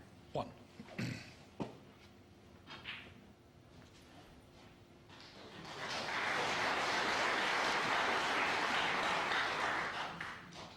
we suggested in the 13th frame that it was so important for Ken to win this session at least 3-1. Who knows, he could win all 4 and level at 8 all, but whatever happens, he's right back into this match now. This has been an excellent comeback from Ken. Break of 120 to win frame 13, of 54 to win 14, and I think there's a few here.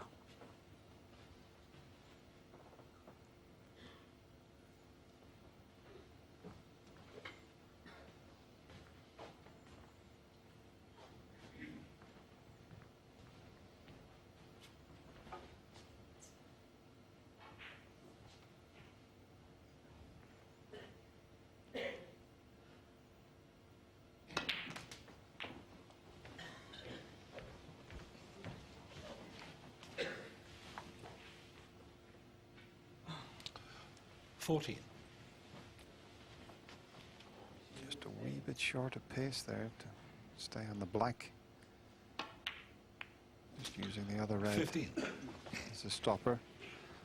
But we've talked over the years about strengths and weaknesses of the top players. And when we come to analyse Ken Doherty, we always talk about his one of his best strengths is his 22. battling qualities. And isn't he showing them here? He's like a little Irish terrier.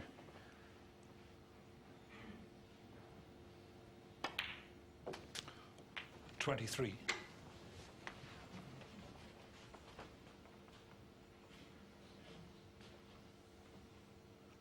The one just at the back of the pack there you can see from that picture, and at least in plotting this one, he can push through the reds, and he'll be unlucky not to be on pink or black if he 30. pushes through these reds. He'll open them all out now, and if this works, this could be a chance to get back to within one frame. He's not hit it hard 31. enough. This black is not nice.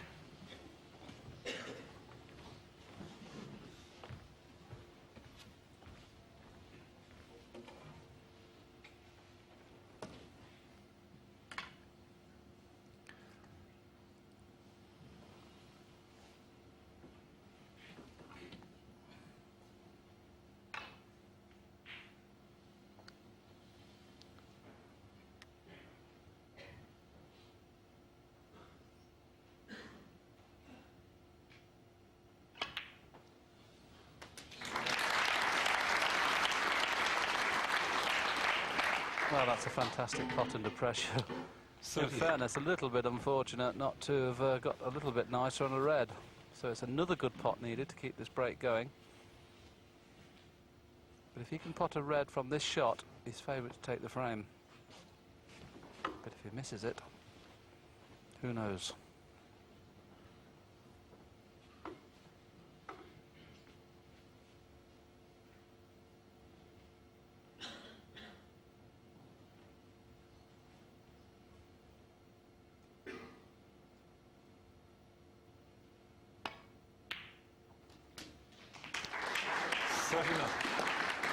Very, very good pot.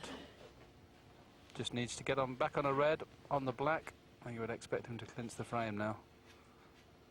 What a battler.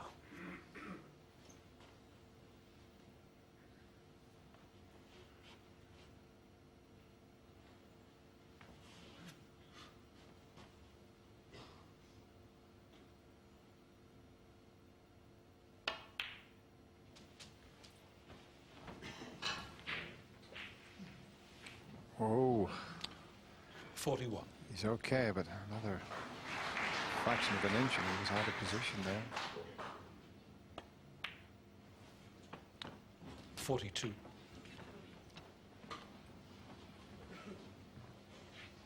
And Stephen Hendry knows exactly what Ken Doherty's capable of.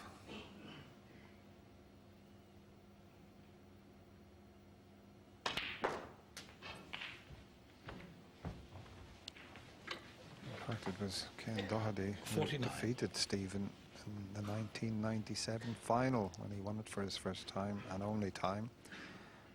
He beat Stephen 18-12. 50. Just lost the cue ball a little bit there. He's going to have to play quite a delicate little positional shot.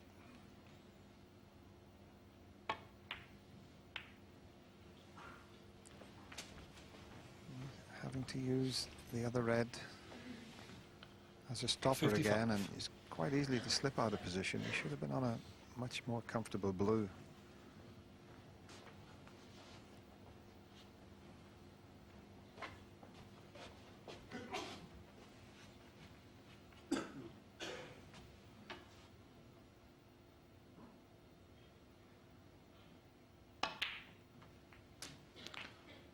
.56.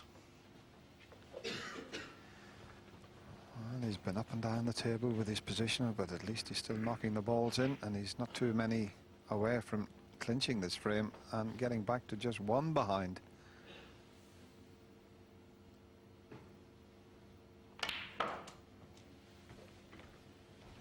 Yes, a few moments ago, Dennis, of course, in the previous frame where Stephen Hendry had a 58. pink to go 9-4, sorry, 9-5 in front and missed it. It was an easy sort of pink for somebody of, okay, it was on the 59. cushion, but I fancy him to pot it. That could have, maybe is going to be the turning point.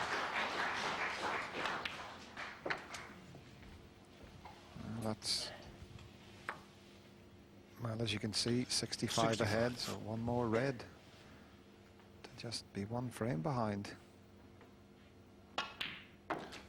66.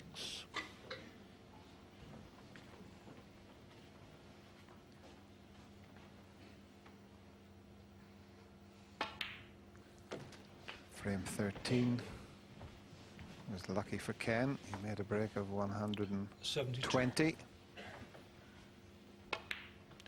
He's on his way to 73. a possible century. It's not going to be easy, but the frame's safe, so he can relax and just try for that century.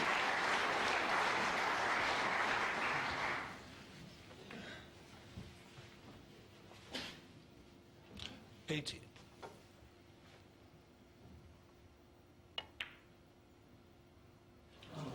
Well, the red hasn't gone in, but I'm sure Stephen Hendry will remain in his seat. This is an immaculate performance from Doherty to get right back in the match. He now only trails by 1 at 8 frames to 7.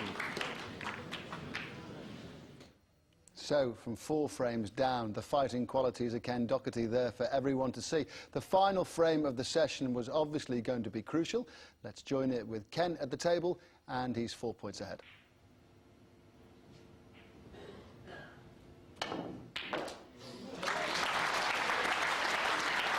Well, that's one of the shots of the match so far. Excellent execution, this. Straight into the heart of the pocket. The black's available, so one good shot on the green, get onto the red. There's 3 on the left-hand side there. The one to the right of those 3, you can get on that dead straight. Oh, he's coming twice across, and this could be perfect. Has he gone too far? 4. He's got the top one, he can have to go back up for blue or bought colour. He's looking at the one into the green pocket, and if this is dead straight, this you'd expect him to pot it. If he gets on the black, 8 all could loom.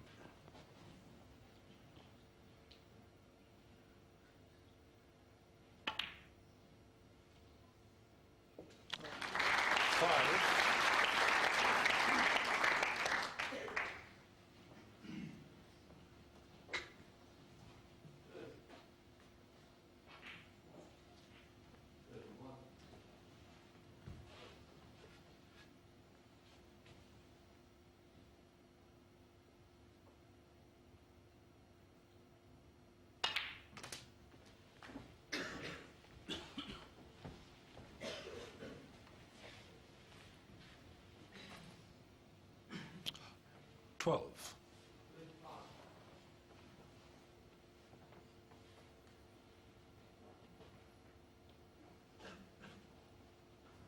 The very first red he played, Dennis, you just watch how close he was to double kissing the white here. He's obviously watching the red with his eyes and not watching where that white's going. Goodness me, that was close.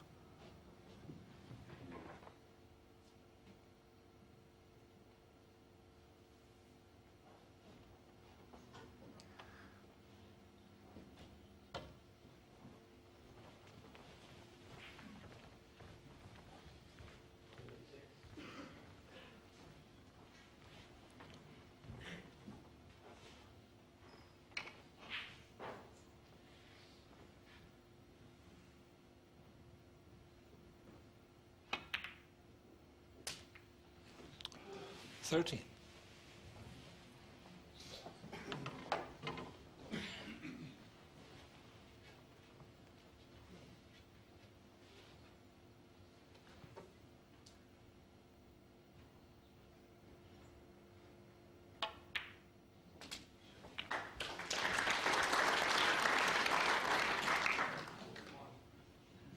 $20. I think he's okay. He can just drop this in and hold for the black, but just dead weight, otherwise he might snooker himself.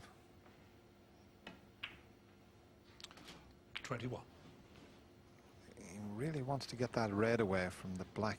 He's okay at the moment, but it's just causing him a slight problem.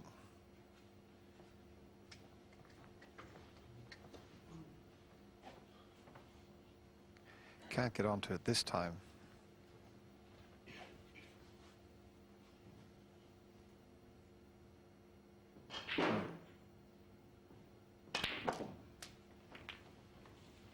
He's got it out of the way. The only problem, this is a thin snick now, and the white's running away from 28. this end of the table, so he's lost close control here. So he needs a good positional shot as well as a pot here.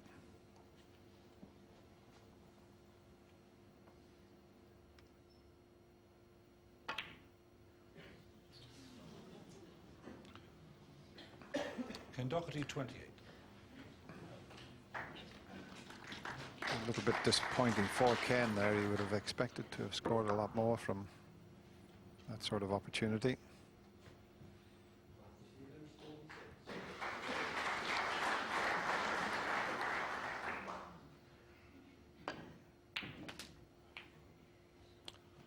One. That was an excellent pot. It's been a strange couple of sessions. The first session, both players were immaculate. At the start of this first 4 frames this evening, Ken couldn't pot a ball. Hendry wins all 4. Hendry then, after the interval, has not made a break over 30 himself. Now, what a time to put a sizable contribution together if you can score heavily from here. But you see, when you kept off the table, this is what can happen. Stephen Every Hendry, credit to Ken Doherty, the way he's dictated this last 3.5 frames, and now a chance to level at 8-all.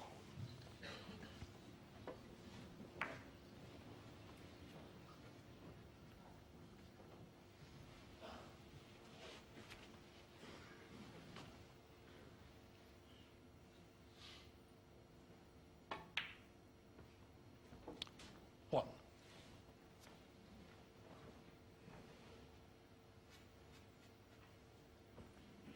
The fact that the black is so close to the pocket makes it a little bit more difficult to control the white, but what about that? That's really opened things up.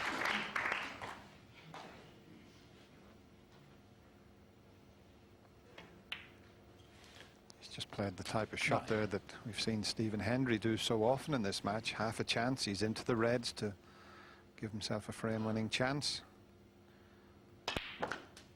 He's already 47 in front, and I feel sure Stephen Hendry will be thinking 16. that he's going to go in overnight, all square at 8 each.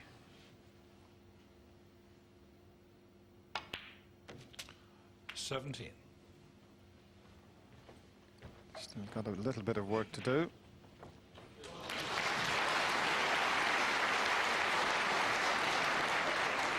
So go back to the first 4 frames this evening. Ken only scored 86 points. Stephen Hendry's only scored 72 in the next 4. What a turnaround in form. 19.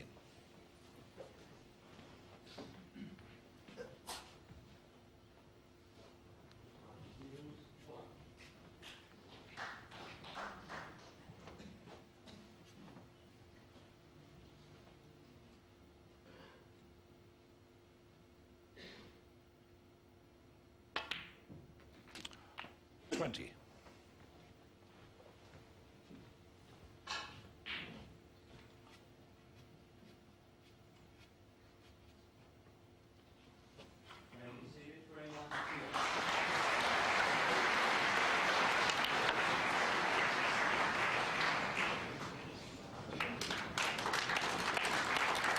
$23.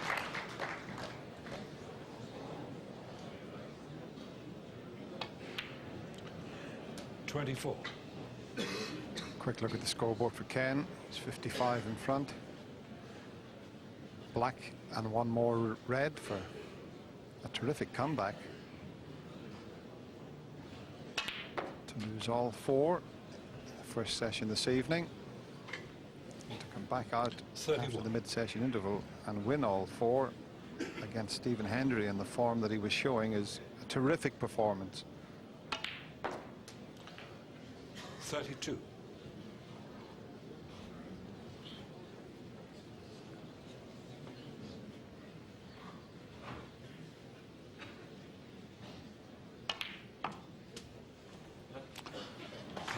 It's been a fascinating evening. Stephen Hendry won the first 4. The battling Dubliner come back and won the next 4. They go to their overnight session. 8 frames all.